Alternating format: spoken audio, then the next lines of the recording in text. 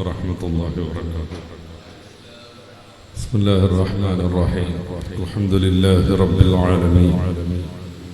الصلاة والسلام على سيدنا محمد وآله وصحبه أجمعين.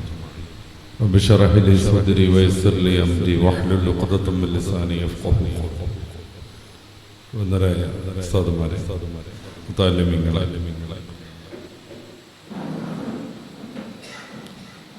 പ്രിയപ്പെട്ട രക്ഷിതാക്കളെ, സഹോദരന്മാരെ, നമ്മുടെ പരിസരത്ത് ഈ വേദിയിൽ പങ്കെടുത്തുകൊണ്ടിരിക്കുന്ന ഇതുപോലെയുള്ള ഏത് വേദിയുടെയും നിത്യ സാന്നിധ്യങ്ങളായ ഉമ്മമാരെ, സഹോദരരെ, ഇൻഷാ അല്ലാഹ് ദീർഘമായൊരു ആമുഖം പറയാതെ ഹബീബായ നബി സല്ലല്ലാഹു അലൈഹി വസല്ലം തങ്ങളുടെ 1500-ാം ജന്മദിനം ആഘോഷിക്കാൻ ലോകത്തുള്ള എല്ലാ വിശ്വാസികളും ആവേശപൂർവ്വം തയ്യാറെടുത്തുകൊണ്ടിരിക്കുന്ന ഈ സന്ദർഭത്തിൽ സല്ലല്ലാഹു അലൈഹി വസല്ലം തങ്ങളെ കുറിച്ചും അവിടുത്തെ ജീവിതവും നമ്മുടെ ജീവിതവും തമ്മിലുള്ള ബന്ധത്തെയും ബന്ധരാഹിത്യത്തെ കുറിച്ചും ഏതാനും ചില കാര്യങ്ങൾ മാത്രം സൂചിപ്പിച്ച് നമുക്ക് പെട്ടെന്ന് ദുആ ചെയ്ത് പിരിയണം. അല്ലാഹു സാലിഹായ അമലായി നമ്മൾ നിന്ന് കബൂലാക്കട്ടെ. അല്ലാഹുവിൻ്റെ വിശുദ്ധമായ ജന്നാത്തുൽ ഫിർദൗസിൽ ബന്ധുമിത്രാദികളോടൊപ്പം ഇതുപോലെ ഒരുമിച്ച് കൂടാനുള്ള ഒരു നിമിത്തമായി നമ്മുടെ ഈ സംഗമത്തെ അല്ലാഹു കബൂലാക്കുമാറാവട്ടെ. ആമീൻ. സല്ലല്ലാഹു അലൈഹി വസല്ലം തങ്ങൾ ലോകത്തേക്ക് വന്നതിനു ശേഷവും അതിൻ്റെ മുന്നേയുള്ള ലോകത്തെക്കുറിച്ച് ചരിത്രം കൃത്യമായി രേഖപ്പെടുത്തിയിട്ടുണ്ട്. മറ്റു പല മത നേതാക്കളും ജീവിച്ചിരുന്നോ എന്ന് പോലും തെളിയിക്കാൻ കഴിയാത്തൊരു സാഹചര്യത്തിലാണ്. നമ്മുടെ കേരളത്തിൽ തന്നെയും ക്രിസ്തുവും കൃഷ്ണനും ജീവിച്ചിരുന്നില്ല എന്ന പേരിൽ പുസ്തകമാണ്. കൃഷ്ണനും രാമനും പ്രതിക്കൂട്ടിൽ നിന്നും പറഞ്ഞ് ഡോക്ടർ അംബേദ്കറിന്റെ പുസ്തകമാണ്. ചരിത്രത്തിന്റെ വെളിച്ചത്തിലല്ല അവരൊന്നും ജീവിച്ചത്. ഒരു ചരിത്രമാവാനുള്ള ചില മാനദണ്ഡങ്ങളൊക്കെ +1 പഠിക്കുന്ന കുട്ടികൾക്ക് അറിയാം. അവരുടെ ഹിസ്റ്ററിയിൽ അത് വിസ്തരിച്ച് ചർച്ച ചെയ്യുന്നുണ്ട്. ചരിത്രമാവാനുള്ള ആ മാനദണ്ഡങ്ങൾ വെച്ച് പരിശോധിക്കുകയാണെങ്കിൽ ഞാനീ പറഞ്ഞ ആളുകളൊന്നും ജീവിച്ചു എന്നതിനൊരു തെളിവില്ല. അതുകൊണ്ടാണ് മധുര ഭാഗത്തൊക്കെ ഇത്തിരി മിനുസുള്ള ഒരു കല്ല് കിട്ടിയാൽ പോലും ദയ കണ്ടെത്തി എന്നും പറഞ്ഞിട്ട് കുറെ ആളുകൾ കുറെ നാളുകൾ വാർത്ത സൃഷ്ടിച്ചുകൊണ്ടിരിക്കുന്നു. അങ്ങനെ ഒരു ടീം ജീവിച്ചിരുന്നുണ്ടോ എന്നുള്ളതിന് തെളിവില്ല. പിന്നെ അവർ പറഞ്ഞു എന്ന് പറയുന്ന വാക്കുകൾ അവരനുകരിച്ച് ജീവിക്കണം എന്ന് പറയുന്നതൊക്കെ അനുബന്ധമായി അതിന്റെ അനുബന്ധമായിട്ട് വരുന്നതാണ്. അങ്ങനെ ഒരാൾ ജീവിച്ചോ എന്നത് സല്ലല്ലാഹു അലൈഹി വസല്ലം തങ്ങൾ ചരിത്രത്തിന്റെ വെളിച്ചത്തിലാണ് ജീവിച്ചത്. നബി തങ്ങൾക്കെതിരെ പുസ്തകം എഴുതിയ ആളുകൾ നമ്മുടെ കേരളത്തിൽ തന്നെ 10-30 വർഷം മുന്നേ മുതൽ നമ്മളൊക്കെ പലപ്പോഴും ചർച്ച ചെയ്യുന്ന, വിമർശിക്കുന്ന, അതിന്റെ പൊട്ടത്തരം വെളിച്ചത്ത് കൊണ്ടുവരുന്ന ഖുർആൻ ഒരു വിമർശന പഠനം എന്ന് പറയുന്ന ജോസഫ് എടബർഗിന്റെ പുസ്തകം. അയാൾ ആ പുസ്തകത്തിൽ നബി ജീവിച്ചിരുന്നിട്ടില്ല എന്നല്ല തെളിയിക്കുന്നത്. ജീവിച്ചിരുന്ന ചരിത്ര പുരുഷനായ നബിനെ മൂപ്പരുടെ ഇംഗിതത്തിനനുസരിച്ച് എങ്ങനെയൊക്കെ വിമർശിക്കാൻ പറ്റും എന്നുള്ളതാണ് ചർച്ച ചെയ്യുന്നത്. റസൂലുള്ളാഹി സ്വല്ലല്ലാഹു അലൈഹി വസല്ലം തങ്ങൾ ജീവിച്ചു എന്നത് ചരിത്രത്തിന്റെ വെളിച്ചത്തിൽ തെളിയിക്കപ്പെട്ട ഒരു യാഥാർത്ഥ്യമാണെന്ന് അർത്ഥം. കുറച്ചുകൂടെ വിപുലമായിട്ട് നബി തങ്ങളുടെ ജീവിതത്തെ സമൂഹത്തിന് തെളിയിക്കാൻ പറ്റും വിധത്തിൽ അവിടെയുള്ള കുറെ സൗദി അറേബ്യയിലുള്ള കുറെ ചരിത്ര സംഭവങ്ങൾ അതൊക്കെ ഷിർക്കോഫോബിയ ബാധിച്ച് അവർ കുറെ പൊളിച്ചു. റസൂൽ സല്ലല്ലാഹു അലൈഹി വസല്ലം തങ്ങൾ ജനിച്ച വീട്, അവിടുന്ന് ദഅവത്ത് ആരംഭിച്ച ഖദീജ ബീവി റളിയല്ലാഹു അൻഹയുടെ വിശാലമായ വീട്, പിന്നീട് അവിടുന്ന് മദീനയിലേക്ക് ചെന്നപ്പോൾ ഒട്ടകം മുത്തുകുട്ടി അവിടുന്ന് താമസിച്ച അബൂ അയ്യൂബ് അൻസാരിയുടെ വീട് റളിയല്ലാഹു അൻഹു. അങ്ങനെ നബിതങ്ങളുമായി സ്പർശിച്ചു നിൽക്കുന്ന ചരിത്രത്തിന്റെ കുറെ തിരുശേഷിപ്പുകളുണ്ടായിരുന്നു. അതൊക്കെ നശിപ്പിച്ചു കളഞ്ഞു. പലതും ഷിർക്കോഫോബിയ ബാധിച്ച് നശിപ്പിച്ചതാണ്. ഷിർക്ക് പേടി. അവിടെ വിശ്വാസികളൊന്ന് ചെന്നാൽ അവരുടെ നേതാവിനെ അതുവഴിയൊന്ന് ഓർത്താൽ അവിടുന്ന് ബർക്കത്ത് കിട്ടാൻ വേണ്ടി ഒന്ന് കയറിയിരുന്ന ഷിർക്ക് പിടിക്കുമല്ലോ എന്ന് കരുതി. അതുകൊണ്ടാണ് യുനെസ്കോ പറഞ്ഞത് ലോകത്തെ എത്രമേൽ സ്വാധീനിച്ച മുഹമ്മദ് നബിയെ കുറിച്ചുള്ള ചരിത്രത്തിന്റെ തുടിപ്പുകൾ ഇങ്ങനെ നശിപ്പിച്ചു കളയാൻ എങ്ങനെയാണ് നിങ്ങൾക്ക് തോന്നിയത് എന്ന് ഞാൻ അതൊന്നും വിസ്തരിക്കല്ല. അപ്പൊ ചരിത്രത്തിൽ ജീവിച്ചൊരു മഹാമനുഷ്യനായിരുന്നു മുഹമ്മദ് നബി സല്ലല്ലാഹു അലൈഹി വസല്ലം. അവിടുന്ന് യാദൃച്ഛികമായിട്ട് പൊട്ടിമുളച്ചു വന്നതുമല്ല. ആദം നബി അലൈഹിസ്സലാത്തു വസ്സലാം മുതൽ നബിതങ്ങളെ കുറിച്ച് പരാമർശിക്കുന്നുണ്ട്.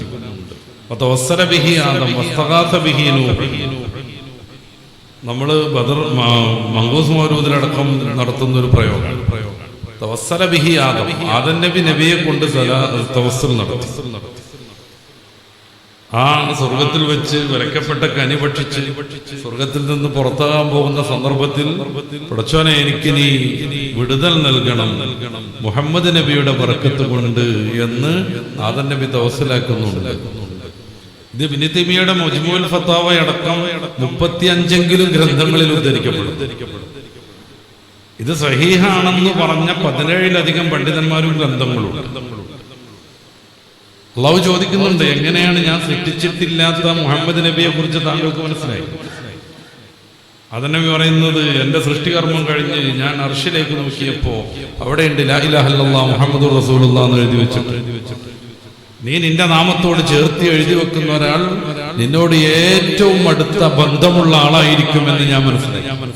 അങ്ങനെയാണ് ആ മുഹമ്മദ് നബിയുടെ ബർക്കത്ത് കൊണ്ട് എന്നെ നീ രക്ഷപ്പെടുത്തി തരണം എന്ന് ഞാൻ തവസ്സുലാക്കി ദുആ ചെയ്യുന്നത്.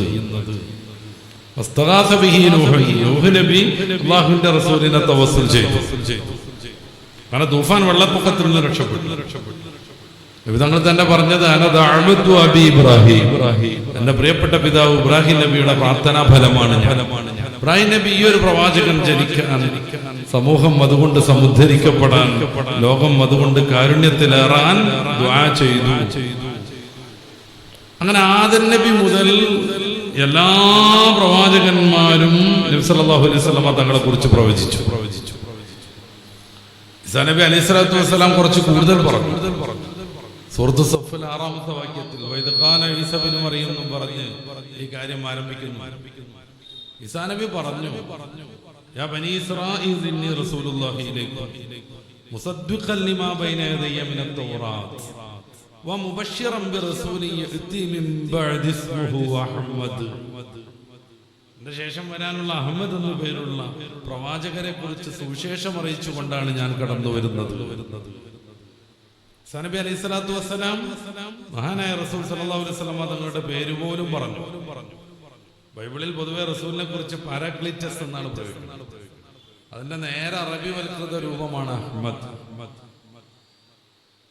ബൈബിളിന്റെ പലയിടങ്ങളിൽ കാണാം, ഞാൻ പോകുന്നത് നിങ്ങൾക്ക് പ്രയോജനം, ഞാൻ പോയില്ലെങ്കിൽ സത്യത്തിന്റെ ആത്മാവ് വരില്ല, ഞാൻ പോകണം എങ്കിലേ സത്യത്തിന്റെ ആത്മാവ് വരും, അവൻ നിങ്ങളെ സകല സത്യത്തിലും വഴി നടത്തും. ഇനിയും പറവാനുണ്ട്, നിങ്ങൾക്ക് വഹിപ്പാൻ കഴിയും.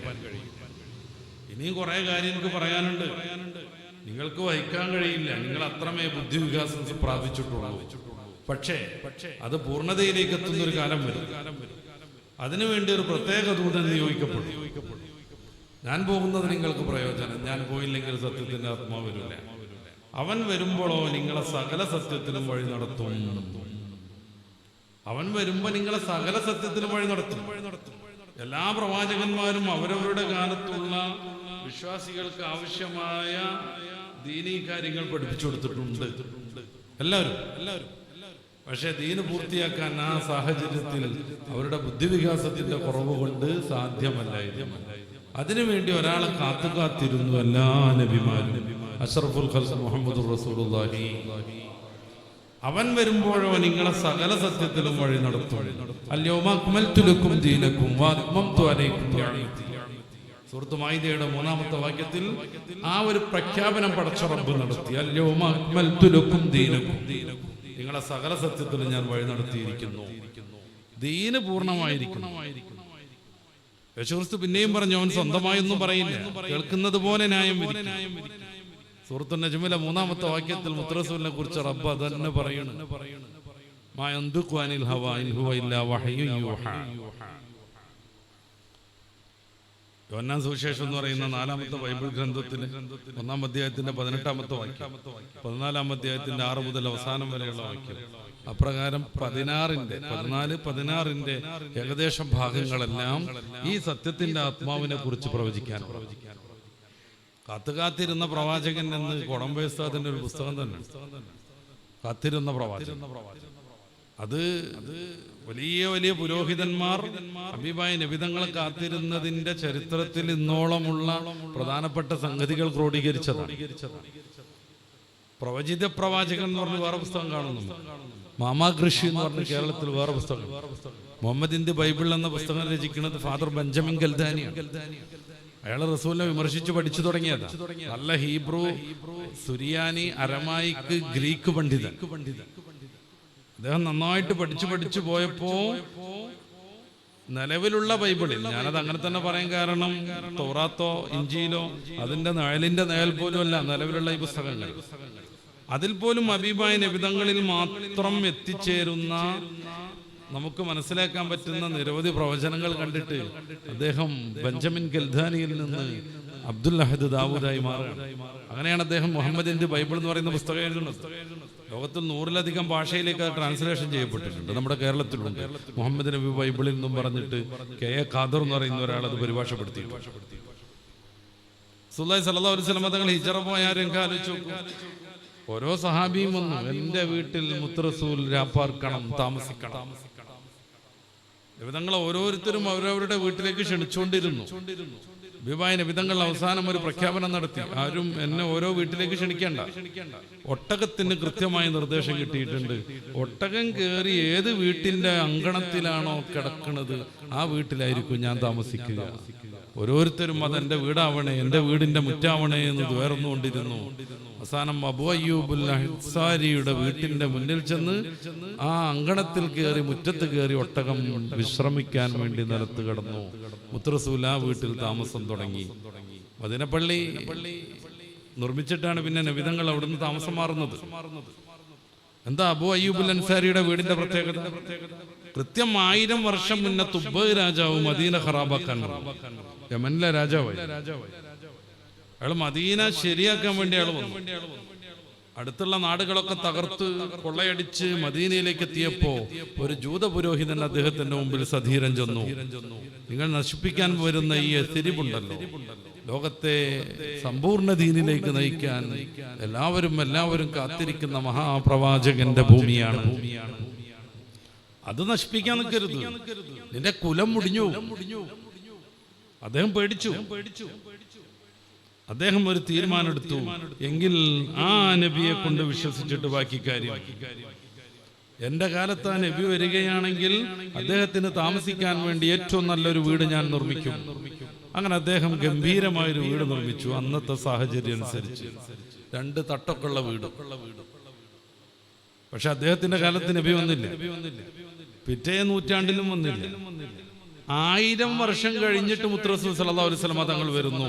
ആ വീട് പലരിലൂടെ കൈമാറി അന്നേക്ക് അബൂ അയ്യൂബുൽ അൻസാരിയുടെ കയ്യിലെത്തിയിരിക്കുന്നു. ആ വീട്ടിൽ പോയിട്ടാണ് ഒട്ടകം മുട്ടുകുത്തുന്നതും മുത്ത് റസൂൽ താമസം തുടങ്ങുന്നതും. ആ കാരുണ്യത്തിന്റെ ദൂതരെ പ്രതീക്ഷിച്ച് 1000 വർഷം മുന്നേ വീട് നിർമ്മിക്കപ്പെട്ടു എന്നർത്ഥം. അതുകൊണ്ടാണ് വേദ പണ്ഡിതന്മാരൊക്കെ ഓടിയെത്തി മുത്ത് റസൂലിന്റെ മുമ്പിൽ നമ്മുടെ ശിരസ്കരാവുന്നത്, മുത്ത് റസൂലിനെ വിശ്വസിക്കുന്നത്. അദ്ദാസ് എന്ന് പറയുന്ന തോട്ടക്കാരനെ കുറിച്ച് നമുക്കറിയാം. ത്വായിഫിൽ നിന്ന് മുത്ത് റസൂൽ സല്ലല്ലാഹു അലൈഹി വസല്ലം തങ്ങൾ ശക്തമായ അക്രമം നേരിടേണ്ടി വന്നു. ത്വായിഫിലൂടെ എപ്പോഴും സഞ്ചരിച്ചാൽ മുത്ത് റസൂൽ ഇരുന്ന പാറൊക്കെ നമുക്ക് കാണാം. നബിതങ്ങൾ വിശ്രമമേകിയ അദ്ദാസിന്റെ തോട്ടവും കാണാം. ആ നമ്മൾ വാഹനത്തിൽ പോകുന്ന ആ ഒരു വഴിയിലൂടെയായിരിക്കും ഹബീബായ നബിതങ്ങൾ ക്രൂരമായി ഏറേറ്റ് പ്രാണരക്ഷാർത്ഥം അങ്ങോട്ടും ഇങ്ങോട്ടും പോയത്. അവസാനം ഈ അദ്ദാസ് നിയന്ത്രിക്കുന്ന തോട്ടത്തിൽ പോയിട്ട് റസൂൽ തങ്ങൾ വിശ്രമിക്കുന്നു. ഒരു ഈത്തപ്പനയിൽ ചാരി ഇത്രയും നേരം റെസ്റ്റ് എടുക്കുന്നു. അദ്ദാസ് വരെയാണ് മുത്ത് റസൂലിന്റെ അടുത്തേക്ക്. അദ്ദേഹത്തിന് നബിതങ്ങളെ കാണുമ്പോഴേ മൂപ്പർക്ക് ഒരു വല്ലാത്ത സ്നേഹവും ബഹുമാനമൊക്കെ തോന്നി. അദ്ദേഹത്തോട് റസൂലുള്ളാഹി ചോദിച്ചു, നീ ഏത് നാട്ടുകാരനാണ്? അദ്ദാസ് പറഞ്ഞു, ഞാൻ നീനുവക്കാരനാണ്. റസൂലുള്ളാഹി സ്വല്ലല്ലാഹു അലൈഹി വസല്ലം ഉടനെ പ്രതികരിച്ചത്, എന്റെ സഹോദരനാകുന്ന യൂനുസ് ബിൻ മത്തായിയുടെ നാട്. യൂനുസ് നബിയുടെ നാട്, മത്സ്യം വിഴുങ്ങിയ പ്രവാചകന്റെ നാട്. നിനുവയിൽ പോയിട്ടാണ് ആ മത്സ്യം മഹാനായ യൂനുസ് നബി അലൈഹി സ്വലാത്തു വസ്സലാമിനെ കരയിലേക്ക് ഇറക്കുന്നത്. എന്റെ പൂർവികനാകുന്ന പ്രവാചകർ, എന്റെ പ്രവാചകത്വത്തിലെ സഹോദരൻ യൂനുസ് ബിൻ മത്തായിയുടെ നാട്. ഈ അദ്ദാസ് ആകെ അത്ഭുതപ്പെട്ടു. കുറെ കാലമായി ആ നാട്ടിൽ അയാൾ ജോലി ചെയ്യുന്നു. ഇതുവരെ ഒരാൾക്കും അറിയില്ല നീനുവ എന്ന് പറഞ്ഞാൽ യൂനുസ് നബിയുടെ നാടാണെന്ന്. ഇവരുടെ ഇടയിൽ ജീവിച്ച്, ഇവരുടെ ഇടയിൽ വളർന്ന്, യാത്രകളൊന്നും ചെയ്തിട്ടില്ലാത്ത 9-ാം വയസ്സിലോ 11-ാം വയസ്സിലോ ഒരൊറ്റ യാത്രയാണ് അതിന്റെ മുന്നേ റസൂലുള്ളാഹി സ്വല്ലല്ലാഹു അലൈഹി വസല്ലം പുറത്തേക്ക് നടത്തിയത്. അത് കുട്ടിക്കാലത്ത്. പിന്നെ 25-ാമത്തെ വയസ്സിൽ ഒരു യാത്ര കൂടെ ചെയ്തു. അന്ന് ഇതൊന്നും പഠിക്കാൻ നേരം കിട്ടില്ല. കാരണം ഒരു യാത്ര മാത്രം. അന്ന് നടന്ന സംഭവങ്ങളൊക്കെ ഖദീജ ബീവി റളിയല്ലാഹു അൻഹയുടെ ഭൃത്യനാകുന്ന അല്ലെ കുറെ ഭൃത്യന്മാരത് രേഖപ്പെടുത്തിയിട്ടുണ്ട്. ഇങ്ങനെ പുറത്തു പോയി ശീലമില്ലാത്ത ഒരു വേദപണ്ഡിതനെയും കാണാനോ പഠിക്കാനോ ഒന്നും സാഹചര്യം ഒത്തുകിട്ടാത്ത ഈ മുഹമ്മദ് ഇവരുടെ ഇടയിൽ ജീവിച്ചിട്ട് എങ്ങനെയാണ് എൻ്റെ നാട്ടിലുള്ള നിനുവയിലെ യൂനുസ് ബിൻ മത്തയെ കുറിച്ച് പറയുന്നത്? അപ്പോഴേ വിശ്വസിച്ചു അദ്ദാസ് റസൂലുള്ളാഹി സ്വല്ലല്ലാഹു അലൈഹി വസല്ലം തങ്ങളെ. ഞാൻ പറയുന്നത് യാദൃച്ഛികമല്ലായിരുന്നു അവിടുത്തെ നിയോഗം. എല്ലാവരും കാത്തുകാത്തിരുന്നു. അതുകൊണ്ടാണ് യോഹന്നാൻ സ്നാപകൻ യഹ്യാ നബി അലൈഹി സ്വലാത്തു വസ്സലാം തന്റെ ദഅവത്തുമായി കടന്നു വരുമ്പോൾ അദ്ദേഹം ആരാണെന്ന് ചോദിക്കാൻ വേണ്ടി ജൂതരെത്തുന്നത്. യോഹന്നാൻ സുവിശേഷത്തിന്റെ 1-ാം അധ്യായത്തിന്റെ 18-ാമതും അല്ല അദ്ദേഹത്തെ കുറിച്ച് പറയുന്നുണ്ട്. ജൂതർ വന്നിട്ട് ചോദിക്കുകയാണ്, നീ ആരാണ്? ഏലിയാവാണോ? യഹ്യാ നബി പറഞ്ഞു, അല്ലല്ല, ഞാൻ ഏലിയാവല്ല. നീ ക്രിസ്തുവാണോ? അദ്ദേഹം പറഞ്ഞു, ഞാൻ ക്രിസ്തുവല്ല. നീ ആ പ്രവാചകനാണോ? ആ പ്രവാചകൻ? നീ ആ പ്രവാചകനാണോ? അദ്ദേഹം പറഞ്ഞു, ആ പ്രവാചകനും ഞാനല്ല. ഏതാ ആ പ്രവാചകൻ? പൊതുവെ ബൈബിളിലെ പ്രവചനങ്ങളൊക്കെ ഇങ്ങനെ കൊണ്ടുപോയി യേശുവിൽ മുട്ടിക്കാനാണ് അവർ ശ്രമിക്കാറ്. ഇതങ്ങനെ മുട്ടിച്ചൂടാ. കാരണം നീ യേശുവാണോ ക്രിസ്തുവാണോ എന്ന് ചോദിക്കുന്നുണ്ട്. ഇല്ല എന്ന് പറയുന്നുണ്ട്. നീ എലിയാവാണോ? അല്ല എന്ന് പറയുന്നുണ്ട്. ഇതൊന്നും അല്ലെങ്കിൽ ഒരു മഹാപ്രവാചകൻ വരാനുണ്ട്. അതാണോ താങ്കൾ? ആ പ്രവാചകനാണോ?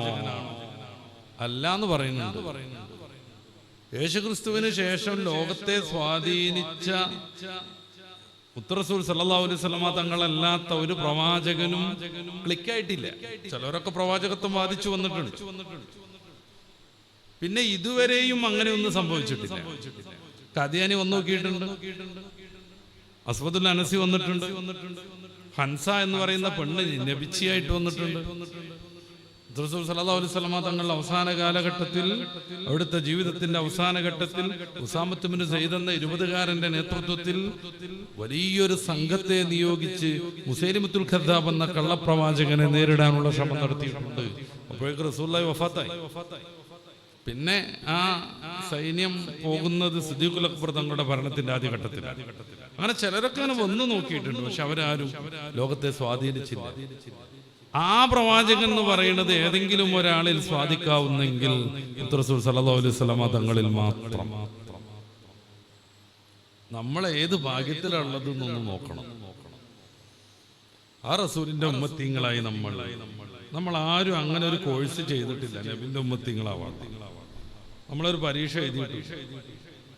നമ്മൾ ദ്വേർന്നിട്ട് പോലുമില്ല. ജനിക്കണതിന് മുമ്പത്തെ കഥയാണ് ഞാൻ പറയുന്നത്.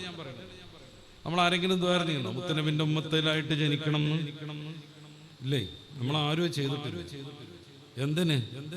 ഇന്ന മാതാവിന്റെയും ഇന്ന പിതാവിന്റെയും പുത്രനോ പുത്രിയോ ആയി ഇന്ന ദിവസത്തിൽ ഇന്ന പ്രദേശത്ത് ജനിക്കണം നമ്മൾ ആരെയും വിചാരിച്ചിട്ടുണ്ടായിരുന്നു? ഇല്ല. ആണാവണമെന്ന് നമ്മൾ കരുതിയിരുന്നു? ഇല്ല. നമ്മുടെ തൊട്ടടുത്ത് നമ്മളെ കേട്ടുകൊണ്ടിരിക്കുന്ന നമ്മുടെ സ്ത്രീകൾ വലിയ മഹതികളാണ്.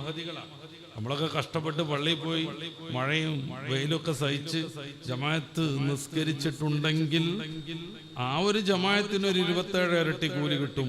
നാട്ടിലെ ഉസ്താദിന്റെ നമ്മളൊക്കെ ചേർന്നുള്ള ജമാഅത്തിന്റെ കൂലി കിട്ടും. നേരെ മറിച്ച് നമ്മുടെ സ്ത്രീകൾ വീട്ടിന്റെ ഉള്ളിൽ വെച്ച് നിസ്കരിക്കുമ്പോൾ അല്ലാഹുവിന്റെ റസൂൽ സല്ലല്ലാഹു അലൈഹി വസല്ലമ തങ്ങളുടെ കാലത്ത് മുത്തറസൂൽ ഇമാമിൽ നിന്ന് അബൂബക്കർ സിദ്ദീഖ് തങ്ങളും ഉമർ അൽ ഫാറൂഖ് തങ്ങളും പോലെയുള്ള മഹാന്മാർ മുഅ്മിനീങ്ങളായി മദീനത്തെ പള്ളിയിൽ വെച്ച് നിസ്കരിച്ചതിന്റെ പ്രതിഫലം കിട്ടും. അതിനേക്കാൾ പ്രതിഫലം അല്ലാഹു സ്ത്രീ സമൂഹത്തിന് നൽകുന്ന കുറേ ഓഫറുകളാണ്.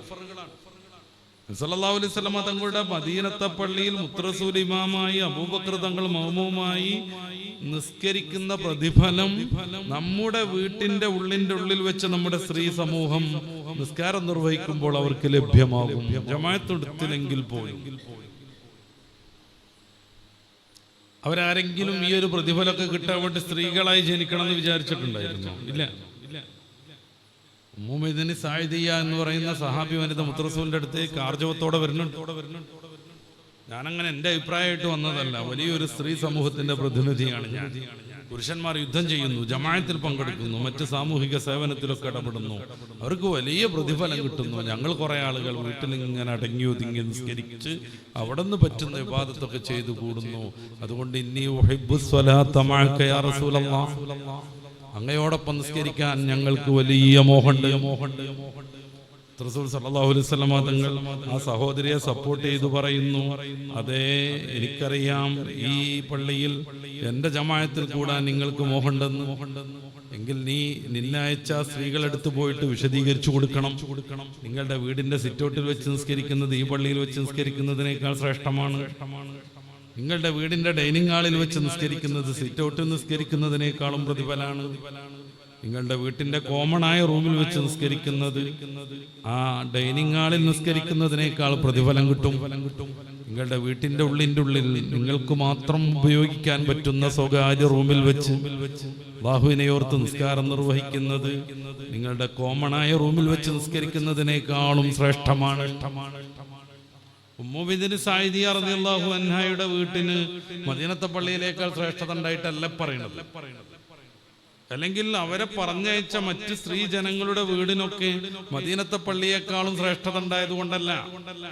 പിന്നെ പരിശുദ്ധ ഖുർആൻ സൂറത്തുൽ അഹ്സാബിന്റെ 33-ാമത്തെ വാക്യത്തിൽ വഖർന ഫീ ബുയൂതികുന്ന വലാ തബറജ്ന തബറുജൽ ജാഹിലിയ്യത്തുൽ ഊലാ എന്ന് പറയുമ്പോൾ റബ്ബ് തആല പറഞ്ഞതനുസരിച്ച് റബ്ബ് പറഞ്ഞ നിസ്കാരത്തെ നിർവഹിക്കുന്നു.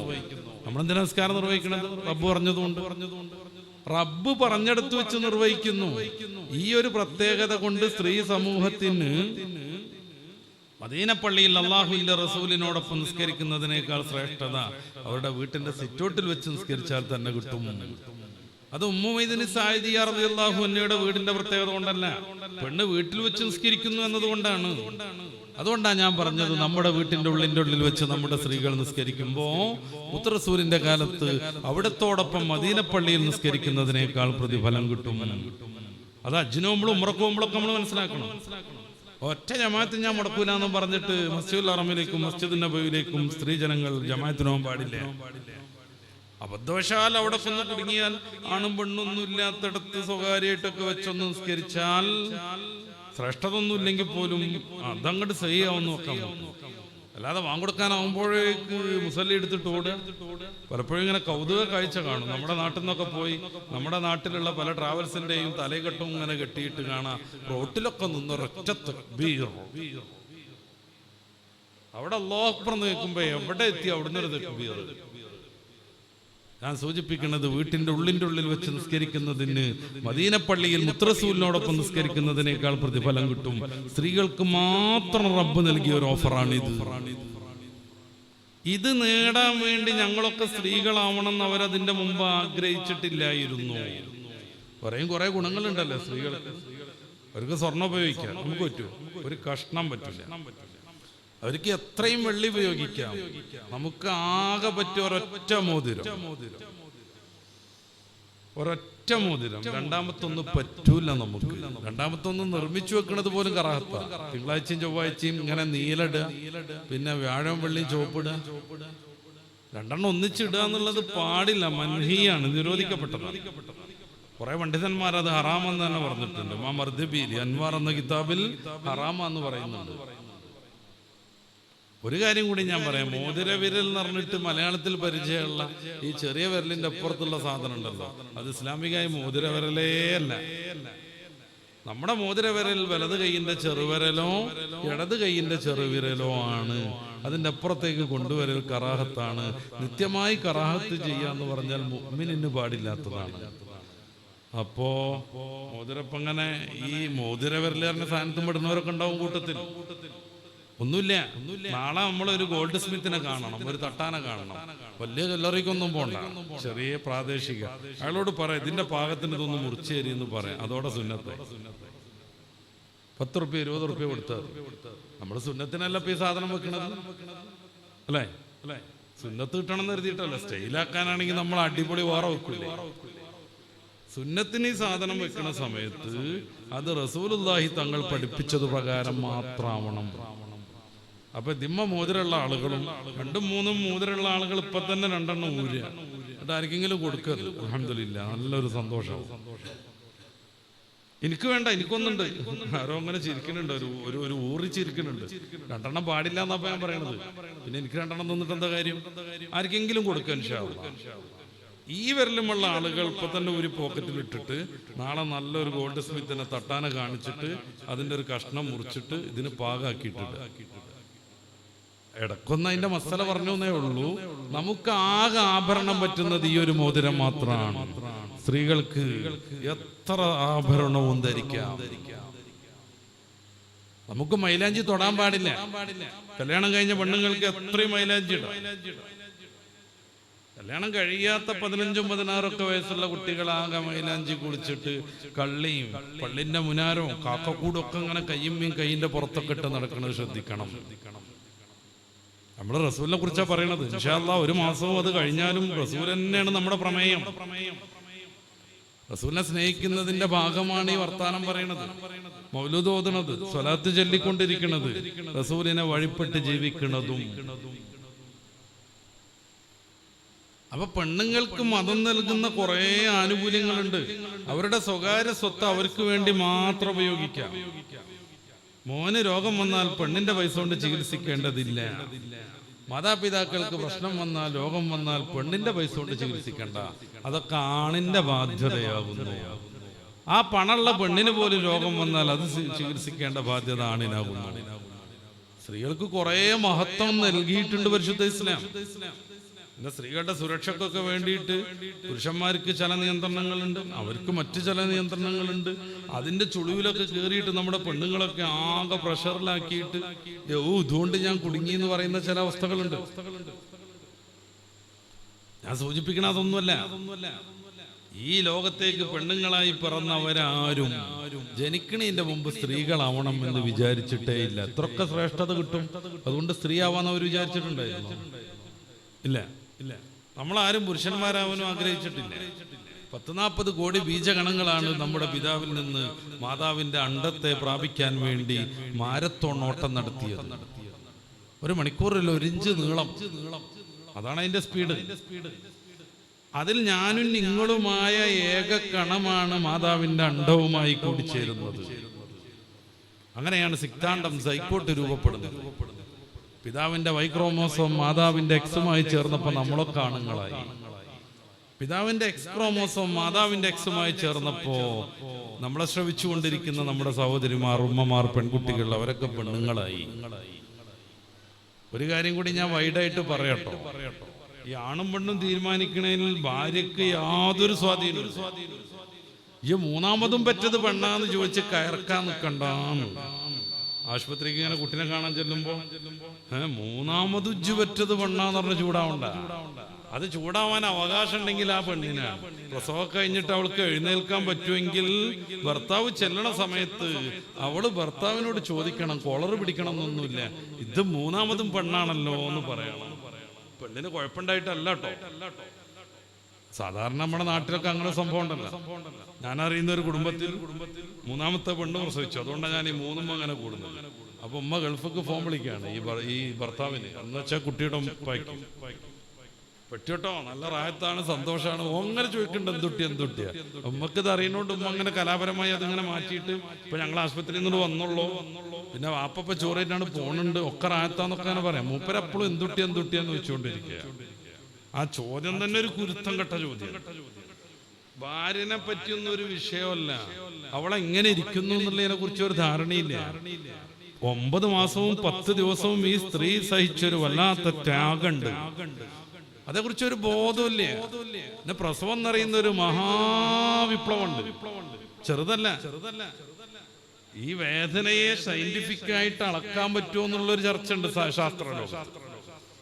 ചില ശാസ്ത്രജ്ഞന്മാർ പറയുന്നത് വേദനക്ക് അങ്ങനെ ഒരു മാപ്പിനൊന്നുമില്ല.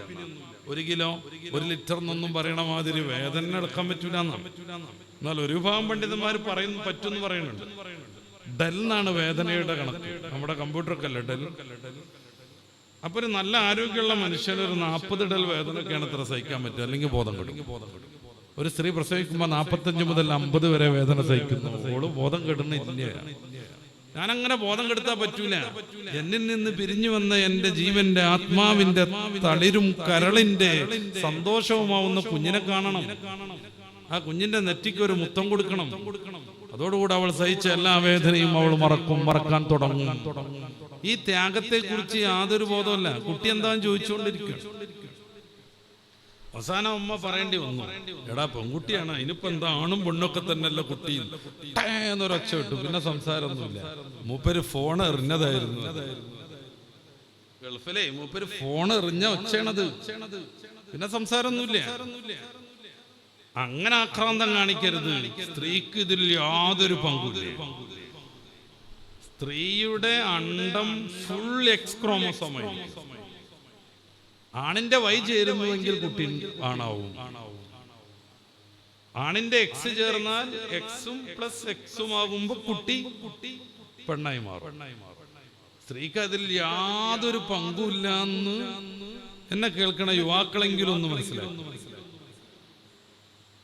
അപ്പൊ പെണ്ണിനൊരു കുഴപ്പമില്ല.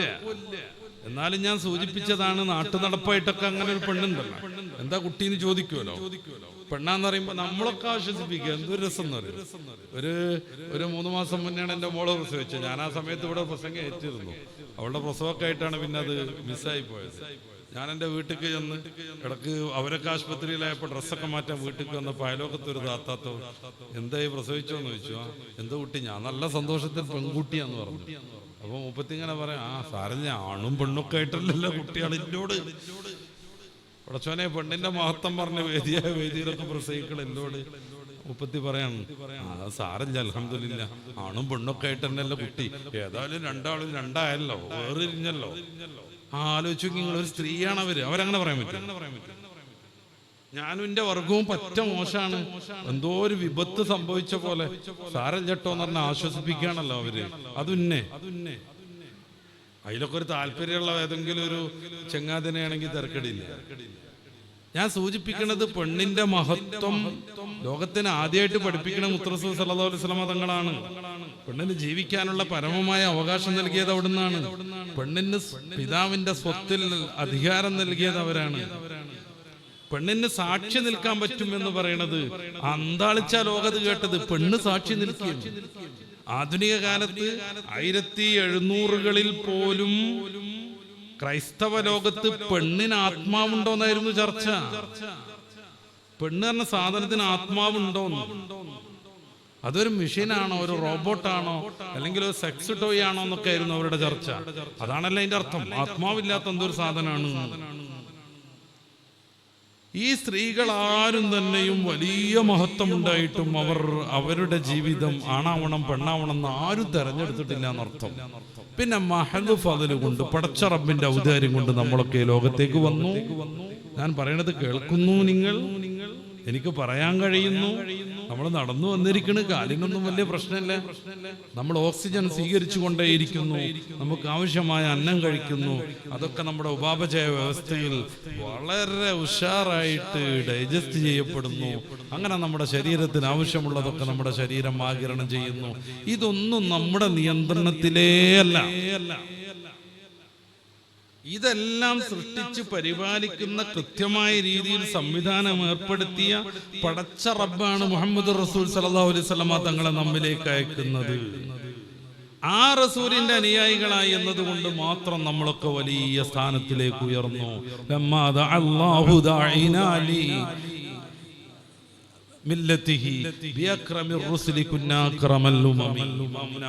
അങ്ങനെ പറഞ്ഞു.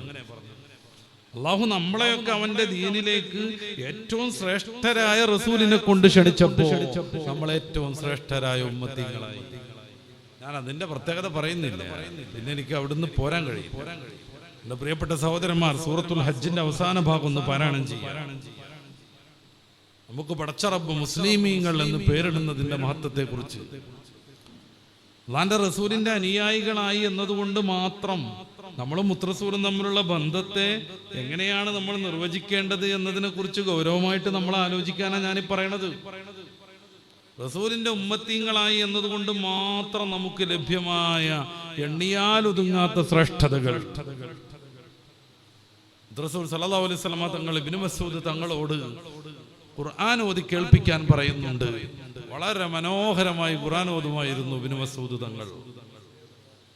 അവിടുന്ന് വാശി പിടിക്കുന്നുണ്ട്, അങ്ങേക്ക് ഞാൻ ഓതി തരികയോ? അലൈക ഉൻസില യാ റസൂലല്ലാഹ്, ഈ ഖുർആൻ അങ്ങേക്കല്ല അവതീർണമായത്, പിന്നെ ഞാൻ ഓതിത്തരും. അല്ലാഹുവിന്റെ റസൂൽ പിന്നെയും ഓതാൻ പറയുന്നു. ഖുർആൻ കേട്ടുകൊണ്ടിരിക്കുന്നതിന് എനിക്ക് വലിയ താല്പര്യമുണ്ട്. മഹാനായ ഇബ്നു മസ്ഊദ് തങ്ങൾ ഓത്തു തുടങ്ങുന്നു. സൂറത്തുൻ നിസാ ഓതി ഓതി ഓതി അതിന്റെ 40-ാമത്തെ വാക്യത്തിലെത്തുന്നു. മുത്തറസൂൽ സന്തോഷം കൊണ്ട് കരയുന്നു. ബഖിൻ ബഖിൻ ഇബ്നു മസ്ഊദ്, മതിമോനെ എന്നും പറഞ്ഞിട്ട് നിർത്താൻ പറയുന്നു. എന്താണ് മുത്തറസൂലിനെ അത്രമേൽ തരളിതമാക്കിയ സൂക്തം? അല്ലാഹുവിന്റെ റസൂൽ സന്തോഷം കൊണ്ട് കരഞ്ഞു പോയ നിമിഷം ഏതാണ്? ഫകൈഫ ഇദാ ജിനാ മിൻ കുല്ലി ഉമ്മത്തിൻ ബിശഹീദ് വജിനാ ബിക അലാ ഹൗലാഇ ഷഹീദാ.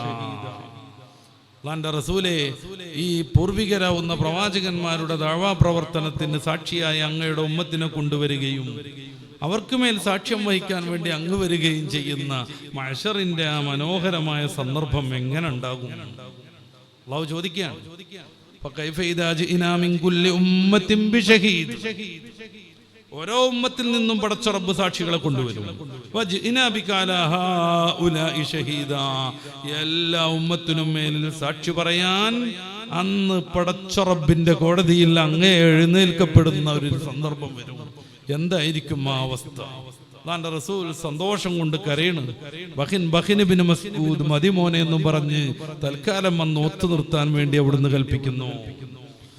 അല്ലാഹുവിന്റെ റസൂലിന്റെ ഉമ്മത്തീങ്ങൾ മറ്റ് പ്രവാചകന്മാരുടെ ദഅവാ പ്രവർത്തനം സത്യസന്ധമായിരുന്നു എന്നതിന് തെളിവിന് പോകുമെന്ന് സൂറത്തുൽ മാഇദയുടെ 116-17 വാക്യങ്ങളിൽ മഹാനായ ഈസാ നബി അലൈഹിസ്സലാത്തു വസ്സലാം പടച്ച റബ്ബിന്റെ മുന്നിലെത്തുമ്പോ ഈസാ നബിയോട് അള്ളാഹു നടത്തുന്ന ചില ചോദ്യം ചെയ്യലുകൾ ഉദ്ധരിക്കുന്നുണ്ട്. ഇത് ഖാല അല്ലാഹു യാ ഈസ ഇബ്ന മറിയം അൻത ഖുൽത ലിന്നാസി ഇത്തഖദൂനി വ ഉമ്മി ഇലാഹൈനി മിൻ ദൂനില്ലാഹ്, അള്ളാഹുവിനെ കൂടാതെ താങ്കളെയും താങ്കളുടെ ഉമ്മയാകുന്ന മറിയം ബീവിയെയും ദൈവങ്ങളായി ആരാധിക്കണമെന്ന് താങ്കളായിരുന്നു ബനു ഇസ്രായേലരോട് കൽപ്പിച്ചത്. അള്ളാഹ്ക്കറിയാം അല്ലാന്ന്, അള്ളാഹ്ക്കറിയാം അങ്ങനെയല്ലാന്ന്. പിന്നെ എന്തിനാണ് അള്ളാഹു സുബ്ഹാനഹു വ തആല ഈ ഒരു ചോദ്യം നടത്തുന്നത്?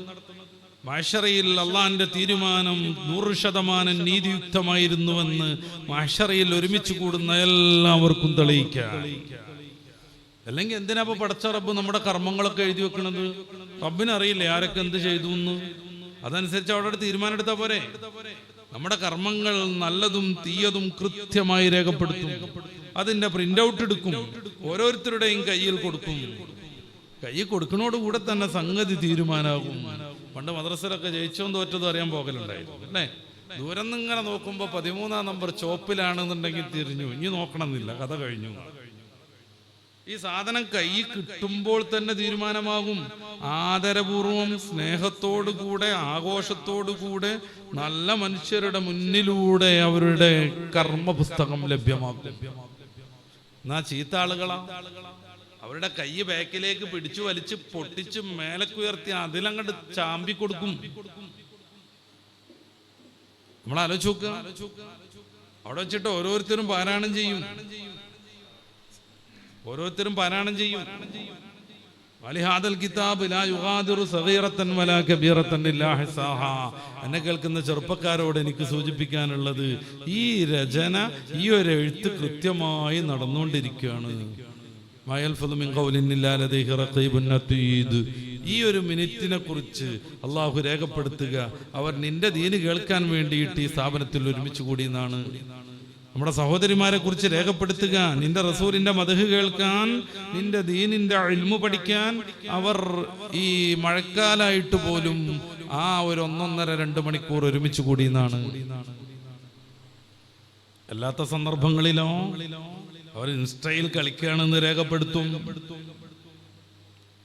അവർ ഫേസ്ബുക്കിൽ ഒരു ക്ലിപ്പിൽ നിന്ന് മറ്റ് ക്ലിപ്പിലേക്ക് പരകായ പ്രവേശം നടത്തിക്കൊണ്ടിരിക്കുന്നുവെന്ന് രേഖയിലുണ്ടാകും. അനാവശ്യമായത് കണ്ടുകൊണ്ടിരിക്കുന്നു, ചാറ്റ് ചെയ്തുകൊണ്ടിരിക്കുന്നു.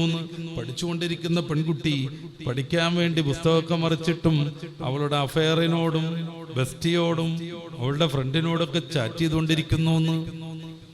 അവളുടെ ശ്രദ്ധ മൊത്തം അതിലാണ്. കച്ചവടം നടത്തി ഉഷാറാക്കേണ്ട മനുഷ്യൻ 2 മണിക്കൂർ 3 മണിക്കൂർ വാട്സാപ്പ് തോണ്ടിയിട്ട് കച്ചവടം വെച്ചടി താഴേക്ക് പോകണമെന്ന് രേഖപ്പെടുത്താതിരിക്കൂല. മാലിഹാദൽ കിതാബ് ലാ യുഗാദിറു സഗീറത്തൻ വലാ കബീറത്തൻ ഇല്ലാ ഹസ്വഹാ. ഇതെന്തൊരു പുസ്തക പടച്ചോനെ, ചെറുതും വലുതും സ്വകാര്യമായതും ലൈറ്റ് ഓഫ് ആക്കിയിട്ടും വാതിലടച്ച് ചെയ്തതും കൃത്യമായി ഇതിലുണ്ടല്ലോ എന്ന് മനുഷ്യൻ വിലപിക്കുന്ന ഒരു ദിവസത്തെ കുറിച്ച് സൂറത്തുൽ കഹ്ഫിലൂടെ അള്ളാഹു നമ്മളെ ബോധവൽക്കരിക്കുന്നുണ്ട്. മറന്നു പോകരുത്. ഞാൻ എന്നോട് പറയുന്ന വെച്ചോളൂ, മറന്നു പോകരുത്. അതങ്ങനെ തന്നെ നടക്കുന്നുണ്ട്. പരിശുദ്ധ റസൂൽ സല്ലല്ലാഹു അലൈഹി വസല്ലം തങ്ങൾ പറഞ്ഞത്, പരിശുദ്ധ ഖുർആനിൽ പറഞ്ഞത്, സമയമെത്തിയതൊക്കെ കൃത്യമായി പുലർന്നിട്ടുണ്ട്. ഒരിക്കൽ പോലും സാധ്യമല്ലെന്ന് അന്നത്തെ ആളുകൾ വിലയിരുത്തിയ പ്രവചനങ്ങൾ പോലും കൃത്യമായി പുലർന്നിട്ടുണ്ട്. അങ്ങോട്ട് കടന്നാൽ എൻ്റെ വിഷയം തെറ്റിപ്പോകുമെന്ന് ഞാൻ ഭയക്കുന്നു.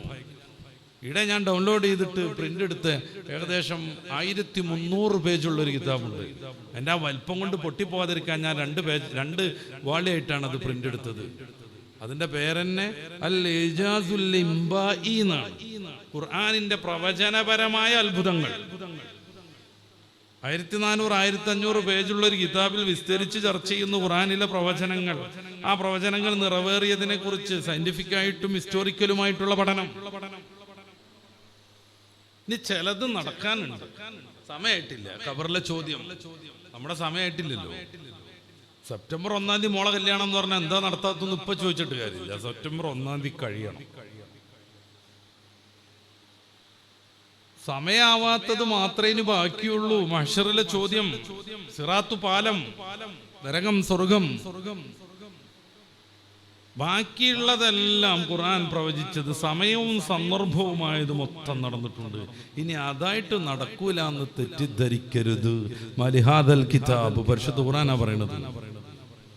ഇതെന്തൊരു പുസ്തകമാണ്. ലാ യുഗാദിറു സഗീറത്തൻ വലാ കബീറത്തൻ ഇല്ലാ ഹസ്വഹാ. എന്തിനാ ഇപ്പൊ പടച്ച റബ്ബ് ഇങ്ങനെ കിതാബ് പ്രിന്റ് ഔട്ട് എടുത്തു കൊടുക്കേണ്ടത്? റബ്ബിൽ അറിയില്ലേ? തീർച്ചയായിട്ടും അറിയാം. പക്ഷേ നരകത്തിലേക്ക് പോകുന്ന ഒരു ചങ്ങാതിക്ക് പടച്ചോനെ എന്തിനാ എന്നെ നരകത്തിലേക്ക് ഇട്ടത് എന്ന് തോന്നരുത്. അവന്റെ കയ്യിൽ തെളിവുണ്ട്. സ്വർഗത്തിലേക്ക് കുറെ ആളുകൾ എന്തിനാ പറഞ്ഞയച്ചത്? ആരും അവിടെ വെച്ച് തർക്കവും കുതർക്കം ഉണ്ടാക്കരുത്. സ്വർഗത്തിലേക്ക് പോകുന്നവർ എന്തിനു പോകേണ്ടി വന്നു എന്നതിന് കൃത്യമായ രേഖയുണ്ട്. അത് പിന്നെടുത്ത് അവിടെ വെച്ചിട്ടുണ്ട്. അങ്ങനെ അല്ലാഹു സുബ്ഹാനഹു വ തആല ചില ചോദ്യങ്ങളൊക്കെ ചോദിക്കും. അത് റബ്ബിന് അറിയാത്തത് കൊണ്ടല്ല. ഞാനത് അങ്ങനെ പറയണത് എന്താ അറിയാം, എല്ലാത്തിലും കുതർക്കം. എന്തിനാ ഇപ്പൊ രേഖ ഒക്കെ ഉണ്ടാക്കിയിട്ട് അവിടുന്ന് കിതാബൊക്കെ കൊടുക്കണ്? അള്ളാഹു സർവശക്തനല്ലേ, സർവ അറിയണോനല്ലേ എന്നൊക്കെ പറഞ്ഞിട്ട് നമ്മളെ ഈ പ്രാദേശിക നാടുകളിൽ പോലും എന്തിനും കുതർക്കം നടത്തിക്കൊണ്ടേയിരിക്കുന്ന കുറെ ആളുകൾ. എളുപ്പമാണല്ലോ ഒരു സംശയം ചോദിക്കാൻ. പിന്നെ അതൊന്ന് തെളിയിക്കാൻ എന്തൊരു പണിയായിരിക്കും. ഈ ഖുർആന്റെ കാര്യമല്ല ഞാൻ പറയണേ, ഇസ്ലാമിന്റെ കാര്യമൊന്നുമല്ല ഞാൻ പറയണത്. അത് റെഡിയായിട്ട് തെളിഞ്ഞു കഴിഞ്ഞതാണ്. എത്ര എളുപ്പമാണെന്നറിയാം. ഈ സദസ്സിലുള്ള ഒരാളോട് മൂപ്പരുടെ ഉപ്പാന്റെ പേരെന്താന്ന് ചോദിക്കുകയാണ് ഞാൻ. മൂപ്പരുപ്പാന്റെ പേര് പറയും, ഇങ്ങനെ അബ്ദുൽ ഖാദർ ഹാജിയാണെന്ന് പറയും. അതല്ലല്ലോ എൻ്റെ ഉപ്പ എന്ന് പറഞ്ഞാൽ അതന്നെയാണല്ലോ. ആര് പറഞ്ഞു? ഉമ്മ പറഞ്ഞതാ. അമ്മക്കാനറിയാം. ആകെ 2-3 ഞാൻ ഡൗട്ട് വെച്ച് നോക്കണ്ടേ? പിന്നെ ഓനെന്താ ചെയ്യാം? ഞാൻ വാദിച്ചുകൊണ്ടിരിക്കും അബ്ദുൽ ഖാദർ ഹാജി അല്ല മൈമീൻ്റെ ഒപ്പം. മൂപ്പരെന്താ കാട്ടുക? ആണ് എന്ന് പറഞ്ഞ കാര്യം. എന്താ എവിഡൻസ്?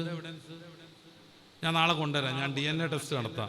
എൻ്റെ ബ്ലഡും ഉപ്പാൻ്റെ ബ്ലഡും ഒപ്പിച്ച് നോക്കിയിട്ട് രണ്ടും പോസിറ്റീവാന്ന് ഞാൻ പറയാമെന്നാണ് പറയാൻ പറ്റുന്ന പരമാവധി ഒരു തെളിവ്. DNA ടെസ്റ്റ് കംപ്ലീറ്റ്ലി ശരിയാണെന്ന് ആര് പറഞ്ഞു? 3-4 ഹൈക്കോടതിയുടെ വിധിയുണ്ട് ഇതങ്ങനെ അംഗീകരിക്കാൻ പറ്റൂല എന്നൊന്ന്. രണ്ടാമത്തത് അന്ധമായൊരു വിശ്വാസമല്ലേ DNA ടെസ്റ്റ്. അന്ധമായൊരു വിശ്വാസമല്ലേ? നമ്മുടെ ബ്ലഡ് ഉപ്പാന്റെ ബ്ലഡ് എടുത്ത് പരിശോധിക്കണ പെണ്ണിന് യോഗ്യത ഉണ്ട് എങ്ങനെ നമുക്ക് മനസ്സിലായി? നമ്മൾ ഓളൊപ്പം പഠിച്ചിട്ടുണ്ടായിരുന്നോ? ഓള് കോപ്പി അടിച്ച് ജയിച്ചതാണോ നമുക്കറിയാം? അറിയോ? ഇല്ല.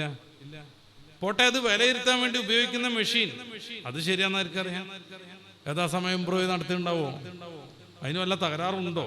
പോസിറ്റീവ് നെഗറ്റീവ് ഒന്ന്, നെഗറ്റീവ് പോസിറ്റീവ് ഒന്ന് കാണുന്ന വല്ല അസുഖം അതിനുണ്ടോ? പറയ്. അന്ധമായി വിശ്വസിക്കണം ആ മെഷീൻ ശരിയാണ്. ആ മെഷീൻ ശരിയാണോ കേടാണോ എന്ന് നമുക്ക് മനസ്സിലാവോ? പോട്ടെ, മെഷീനും ശരിയായിരുന്നു, അത് പ്രിന്റ് ഔട്ട് എടുത്ത കമ്പ്യൂട്ടറും പ്രിന്ററും ശരിയാണ് നമുക്കറിയാമോ? പലപ്പോഴും നമ്മൾ എസ് അടിച്ചാൽ കേവരലില്ലേ? പലപ്പോഴും നമ്മൾ ഒന്നടിക്കണമല്ലോ അതിൽ വരൽ, അതിന്റെ കീബോർഡിന്റെ തകരാറുണ്ട്. അപ്പൊ നെഗറ്റീവ് അടിച്ചപ്പോ പോസിറ്റീവ് എന്ന മെഷീനാണോന്ന് എങ്ങനെ നമുക്കറിയാം?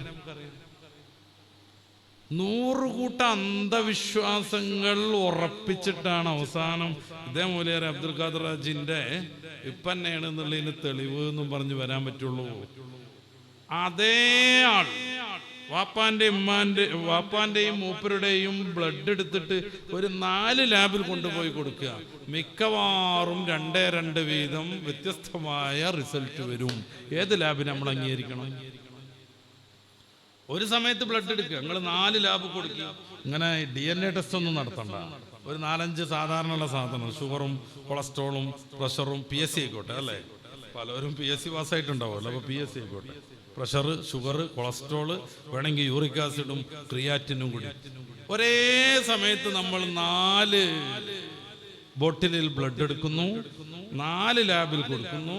4ന്റെയും റിസൾട്ട് ഒന്ന് പരിശോധിക്കുക, എന്നിട്ടൊന്ന് കമ്പയർ ചെയ്യും. ഏതനുസരിച്ചാ മരുന്ന് കുടിക്കുക എന്നുള്ളത് ഞെട്ടിപ്പോകും. മലയാള മനോരമയുടെ ലേഖകന്മാർ അങ്ങനെ ചെയ്തിരുന്നു. 4 റിസൾട്ട് വന്ന് അവർ പ്രസിദ്ധീകരിച്ച് ലേഖനമാക്കിയിരുന്നു. അതോടൊപ്പം ഇറച്ചിക്കോയുടെ ബ്ലഡ് രാമകൃഷ്ണൻ എന്നുള്ള പേര് കൊടുത്തായിരുന്നു. നായന്റെ ബ്ലഡ് എടുത്തിട്ട് വേറെന്തോ ഒരു പേര് കൊടുത്തിട്ടുണ്ടായിരുന്നു. മനുഷ്യന്മാർക്കുള്ള എല്ലാ പരിപാടിയും നായകൾക്കൊക്കെ വന്നു. ഓടിപ്പാടി നടക്കണ നായക്ക് കൊളസ്ട്രോൾ ഉണ്ടെന്ന് അറിഞ്ഞിരുന്നു. തടിച്ചു നിൽക്കണ ഇറച്ചിക്കോയ്ക്ക് കൊളസ്ട്രോൾ തീരല്ലായിരുന്നു. എന്താ ചെയ്യാ? അപ്പൊ നമ്മുടെ നാട്ടിലെ മക്കളൊക്കെ ഇങ്ങനെ സംശയിപ്പിക്കാൻ വേണ്ടി കുറെ ആൾക്കാര്, അള്ളാഹ്ക്ക് എന്തിനാ ഇപ്പൊ പ്രിന്റ് ഔട്ട് എടുക്കണത്? അള്ളാഹ് സർവശക്തനല്ലേ, സർവം അറിയണോനല്ലേ? അതുകൊണ്ടാണ് ഞാൻ അത് വിസ്തരിച്ച് ചർച്ച ചെയ്തത്. അറിയാത്തത് കൊണ്ടല്ല, സമൂഹത്തിനെ ബോധ്യപ്പെടുത്തി കൊടുക്കണം. എന്തുകൊണ്ട് അവൻ നരകത്ത് പോയി എന്ന് അവന്റെ ഉമ്മക്ക് തോന്നരുത്, അവന് തോന്നരുത്. കൃത്യമായ പുസ്തകം അവന്റെ കയ്യിലുണ്ട്. മലിഹാദൽ കിതാബ് ലാ യുഗാദിറു സഗീറത്തൻ വലാ കബീറത്തൻ ഇല്ലാ അഹ്സാഹാ. ചെറുതും വലുതും ഞാൻ ചെയ്തത് മൊത്തത്തിലുണ്ട്. ഇത് എന്തൊരു കുരുത്തം കെട്ട പുസ്തകമാണെന്ന് അവൻ പറയും. അതുകൊണ്ടല്ലേ അല്ലാഹു സുബ്ഹാനഹു വ തആലക്ക് ചില മലക്കുകളുണ്ടെന്നൊക്കെ കാണാം. ബുഖാരി ഷരീഫിൽ ഹദീസ്, സയ്യാഹീൻ, അവരിങ്ങനെ ചുറ്റി സഞ്ചരിക്കും. എൽതമിസൂന മജാലിസ ദിക്ർ, ദിക്റിന്റെ സദസ്സുകൾ എവിടെയെന്ന് അവർ നോക്കും. എവിടെ മഹദറത്തുൽ ബദരിയ നടക്കുന്നത്, എവിടെ ഹദ്ദാദ് റാത്തീബ്, എവിടെയാണ് അള്ളാഹിനെയും റസൂലിനെയും പുകഴ്ത്തി പറയാൻ വേണ്ടി ഇതുപോലുള്ള വിജ്ഞാനത്തിന്റെ വേദികൾ. എന്നിട്ട് അവർ റബ്ബിന്റെ അടുത്തേക്ക് ചെല്ലും. ഈ കൂട്ടത്തിൽ വട്ടത്തിലിരിക്കും. റബ്ബിന്റെ അടുത്ത് പോയിട്ട് അവർ കൗതുകത്തോടെ സന്തോഷത്തോടെ കൂടെ പറയും, പടച്ച റബ്ബേ, ഞങ്ങൾ ഇങ്ങനെ ചുറ്റി സഞ്ചരിക്കുമ്പോ നല്ല പ്രതികൂല കാലാവസ്ഥയിലും പെരുമുഖത്ത് കുറെ മുഅ്മിനീങ്ങൾ നിന്റെ മഹത്വം കേൾക്കാൻ, ദീന് പഠിക്കാൻ, നിന്റെ ഹബീബിനെ കുറിച്ച് പറയാൻ ഒരുമിച്ച് കൂടിയിട്ടുണ്ട്. അള്ളാഹു ചോദിക്കും, എന്താ അവരാവശ്യപ്പെട്ടുകൊണ്ടിരിക്കണേ? മലക്കുകൾ പറയും, അവർ സ്വർഗം ചോദിക്കുന്നു റബ്ബേ. അള്ളാഹു മലക്കുകളോട് ചോദിക്കുക, അവര് സ്വർഗം കണ്ടിട്ടുണ്ടോ? ഇല്ല. കണ്ടിരുന്നുവെങ്കിൽ അവരെത്ര തീവ്രമായി സ്വർഗം ആവശ്യപ്പെടുമായിരുന്നു അല്ലേ? അവരെന്തിൽ നിന്ന് കാവൽ തേടുന്നു? അവർ നരകത്തിൽ നിന്ന് കാവൽ തേടുന്നു. നരകം കണ്ടോ? നരകത്തിലെ തീവ്രത അവർ അനുഭവിച്ചോ? നരകത്തിന്റെ അടുത്തം കണ്ടും ചെന്നോ? ഇല്ല, അതൊന്നും സംഭവിച്ചിട്ടില്ല. അള്ളാഹു ചോദിക്കും, നരകം കണ്ടിരുന്നെങ്കിൽ അവർ എന്തുമാതിരി തീവ്രതയിൽ ശക്തിയോടുകൂടെ നരകത്തിൽ നിന്ന് കാവൽ തേടുമായിരുന്നു. അതുകൊണ്ട് ഉഷിദുക്കും യാ മലായികത്തി, എൻ്റെ മലക്കുകളെ നിങ്ങളെ സാക്ഷി നിർത്തി ഞാൻ പ്രഖ്യാപിക്കുന്നു, ഇന്നീ ഖദ് ഗഫർതു ലഹും, ആ ദിക്ർ ചൊല്ലുന്ന സംഘത്തിന് ഞാൻ പാപം പുറത്തു കൊടുക്കുന്നു. മലക്കുകൾ പറയും, അവിടെ ചീരിഞ്ഞിട്ടോലോ എന്ന് വന്ന് ഇരുന്നിട്ട് ഇങ്ങനെ തിരിഞ്ഞളിക്കണ കുറച്ച് ആൾക്കാരുണ്ട്. ദിക്റിലൊന്നും പങ്കെടുക്കാൻ വലിയ മനസ്സില്ല, എന്നാലും അവിടെ ഇങ്ങനെ ഇരിക്കണുണ്ട്. കാര്യം പോകുമ്പോൾ കിട്ടണ ബിരിയാണി പൊതിയാണ് അവരുടെ ലക്ഷ്യം. അള്ളാഹു പറയും ലാ യുഷ്കാ ജലീസുഹും, ആ നല്ല മനുഷ്യന്മാരോടൊപ്പം ഇരുന്നത് കാരണം അവിടെ പങ്കെടുത്തവരാരും തോറ്റൂല. ബിരിയാണിയും കിട്ടും, മൗഫറത്തും കിട്ടും. റബ്ബിനിപ്പോ ഇതൊന്നും അറിയട്ടാ, എല്ലാം റബ്ബിനറിയാം. പക്ഷെ ഈ ലോകത്തിലെ നടത്തിപ്പിന് റബ്ബിന്റെ ചില നടപടിക്രമങ്ങളുണ്ട്. ഞാനിത് ഇങ്ങനെ തന്നെ പറയേണ്ടത് എൻ്റെ പ്രിയപ്പെട്ട ചെറുപ്പക്കാരോർത്തിട്ടാണ്. എന്തിനും കുതർക്കം നടത്തുക അതല്ല മനുഷ്യന്റെ വിജയമാർഗം എന്ന് ബോധ്യപ്പെടുത്താനാണ്. നമുക്ക് നമ്മുടെ അടിസ്ഥാന വിഷയത്തിലേക്ക് തന്നെ ചെല്ലാം. ഈസാ നബി അലൈഹി സ്വലാത്തു വസ്സലാമിനോട് റബ്ബ് ചോദിക്കും, അൻത ഖുൽത ലിന്നാസി ഇത്തഖദൂനി വ ഉമ്മിയ ഇലാഹൈനി മിൻ ദൂനില്ലാ, എന്നെ കൂടാതെ അങ്ങയെയും അങ്ങയുടെ ഉമ്മയാകുന്ന മറിയത്തെയും ദൈവങ്ങളായി ആരാധിക്കണമെന്ന് ബനൂ ഇസ്രായേലരോട് കൽപ്പിച്ചത് താങ്കളായിരുന്നോ? ഈസാ നബി വളരെ ഭവ്യതയോടുകൂടെ സുബ്ഹാനക, പടച്ചോനെ എന്തൊരത്ഭുതം, നിന്റെ മഹത്വത്തെ ഞാൻ വാഴ്ത്തി പറയട്ടെ. മാ ഖുൽതു ലഹും ഇല്ലാ മാ അമർതനി ബിഹി അൻ അഅ്ബുദുല്ലാഹ റബ്ബി വ റബ്ബക്കും, ഞാൻ അവരോട് പറഞ്ഞത് എന്റെയും നിങ്ങളുടെയും കർത്താവായ ദൈവം ഏക കർത്താവ്, അവനെ മാത്രമേ ആരാധിക്കാവൂ എന്നാണ്. ഞാൻ അവരോട് പറഞ്ഞത് ഏകനായ അല്ലാഹുവിനെ മാത്രമേ ആരാധിക്കാവൂ എന്നാണ്. ആരാണതിന് സാക്ഷി നിൽക്കുക എന്ന് റബ്ബ് ചോദിക്കുമ്പോ റൂഹുല്ലാഹി ഈസാ അലൈഹിസ്സലാം ഈ ഉമ്മത്തിലേക്ക് വിരൽ ചൂണ്ടും. ഉമ്മത്ത് മുഹമ്മദ് അതിന് സാക്ഷ്യം വഹിക്കും. നമ്മൾ ആരാന്നൊന്ന് ആലോചിച്ച് നോക്കൂ. ഈ കസാരയിൽ ഇരുന്നാ പോരാ, കുറച്ച് വലിയ കസാരി കയറി ഇരിക്കണം. നമ്മൾ ആരാന്നൊന്ന് ആലോചിച്ച് നോക്കൂ. മഹാനായ റൂഹുല്ലാഹി ഈസാ അലൈഹിസ്സലാം നടത്തിയ ദഅവത്ത് സത്യസന്ധമായിരുന്നു എന്നതിന് നാളെ റബ്ബിന്റെ കോടതിയിൽ ഞാനും നിങ്ങളും നമ്മുടെ സഹോദരിമാരും സാക്ഷ്യം വഹിക്കും. നമ്മളങ്ങനെ ചെല്ലും. അല്ലാഹു നമ്മളോട് ചോദിക്കും, ഈസാ നബി പറയണതൊക്കെ ശരിയാണോ എന്ന്. നമ്മളെല്ലാവരും പറയും, അതേ, ഈസൽ മസീഹു പറയുന്നത് ശരിയാണ്. അവിടുന്ന് കൽപ്പിച്ചത് ഏക ദൈവത്തെ കുറിച്ചാണ്. ഒരിക്കലും ത്രിത്വം പറഞ്ഞില്ല. അദ്ദേഹത്തെയും ഉമ്മയെയും ദൈവങ്ങളാക്കാൻ പറഞ്ഞില്ല. പരിശുദ്ധാത്മാവിനെ കൂടെ ചേർത്തിട്ട് ദൈവങ്ങളുടെ നിര ത്രിത്വത്തിലെത്തിക്കാൻ ഒരിക്കലും പറഞ്ഞിട്ടില്ല. അല്ലാഹു ചോദിക്കും, നിങ്ങളെ കാലത്തില്ല, പിന്നെ എങ്ങനെ നിങ്ങൾക്കത് മനസ്സിലായി? നമ്മൾ വളരെ സന്തോഷത്തോടുകൂടെ പറയും, സാദിഖുൽ മസ്തൂഖ്, സത്യസന്ധരിൽ നായകരാകുന്ന ഞങ്ങളുടെ മുത്ത് റസൂൽ അത് പറഞ്ഞു തന്നു. അഫ്ളലു മാ ഖുൽതു അന വന്നബിയ്യൂന മിൻ ഖബ്ലി ലാ ഇലാഹ ഇല്ലല്ലാഹ്, ഞാനും എൻ്റെ പൂർവിക പ്രവാചകന്മാരും പറഞ്ഞതിൽ ഏറ്റവും ശ്രേഷ്ഠമായ വാക്യം അല്ലാഹു അല്ലാതെ ഒരാരാധ്യനുമില്ലെന്നാണ്. പരിശുദ്ധ ഖുർആനിൽ ഞങ്ങളത് വായിച്ചു. ഈസാ നബി അതാ പറഞ്ഞത്. അല്ലാഹു സുബ്ഹാനഹു വ തആല ഈസാ നബിയുടെ പ്രവാചകത്വത്തിന്റെ സത്യസന്ധത, ആത്മാർത്ഥത ബനൂ ഇസ്രായേലരായ ഏകദേശം ഈസാ നബിയുടെ കുരിശ് സംഭവത്തിന് ശേഷം 325 വർഷം കഴിഞ്ഞിട്ട് 4-ാം നൂറ്റാണ്ടിൽ ഈസാ നബിക്കൊപ്പം പരിശുദ്ധാത്മാവിനെയും അല്ലാഹുവിനോടൊപ്പം ഈസാ നബിയെയും ദൈവങ്ങളായി തീരുമാനിച്ച് അതപ്പതിച്ചു പോയ ആ സമൂഹത്തോട് ഏകസത്യ ദൈവത്തെ മാത്രമേ ആരാധിക്കാവൂ എന്ന് റൂഹുല്ലാഹി ഈസാ അലൈഹിസ്സലാം പറഞ്ഞത് നമ്മൾ സാക്ഷ്യം വഹിച്ച് തെളിയിക്കുമെന്ന് പരിശുദ്ധ ഖുർആൻ നമ്മളോട് പറയുന്നു. ഇതാണ് നമ്മുടെ ശ്രേഷ്ഠത.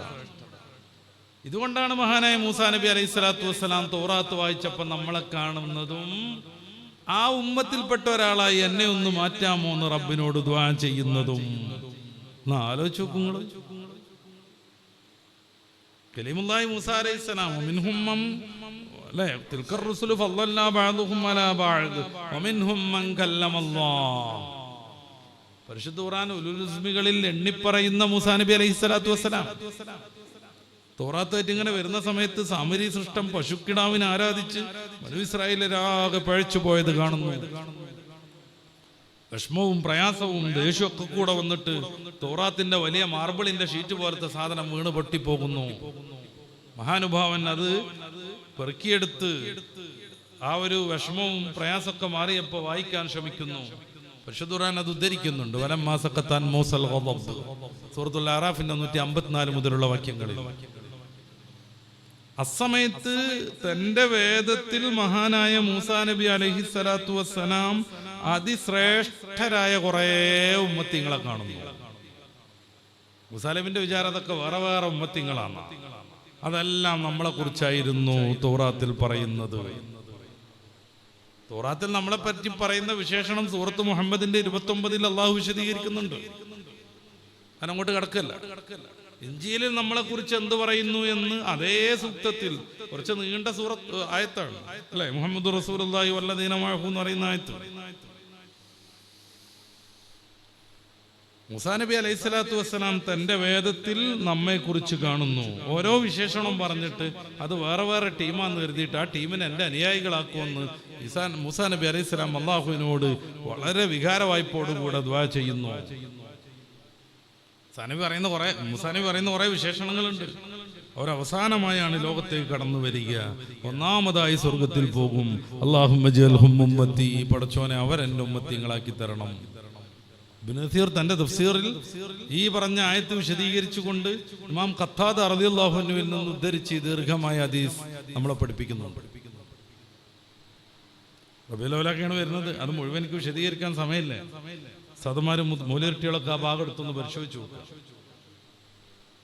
അള്ളാഹു മറുപടി പറയും, അത് അങ്ങയുടെ ഉമ്മത്തിങ്ങളല്ല, പിന്നീട് വരാൻ പോകുന്ന എൻ്റെ അഹമ്മദ് നബിയുടെ ഉമ്മത്തിങ്ങളാണ് സല്ലല്ലാഹു അലൈഹി വസല്ലം.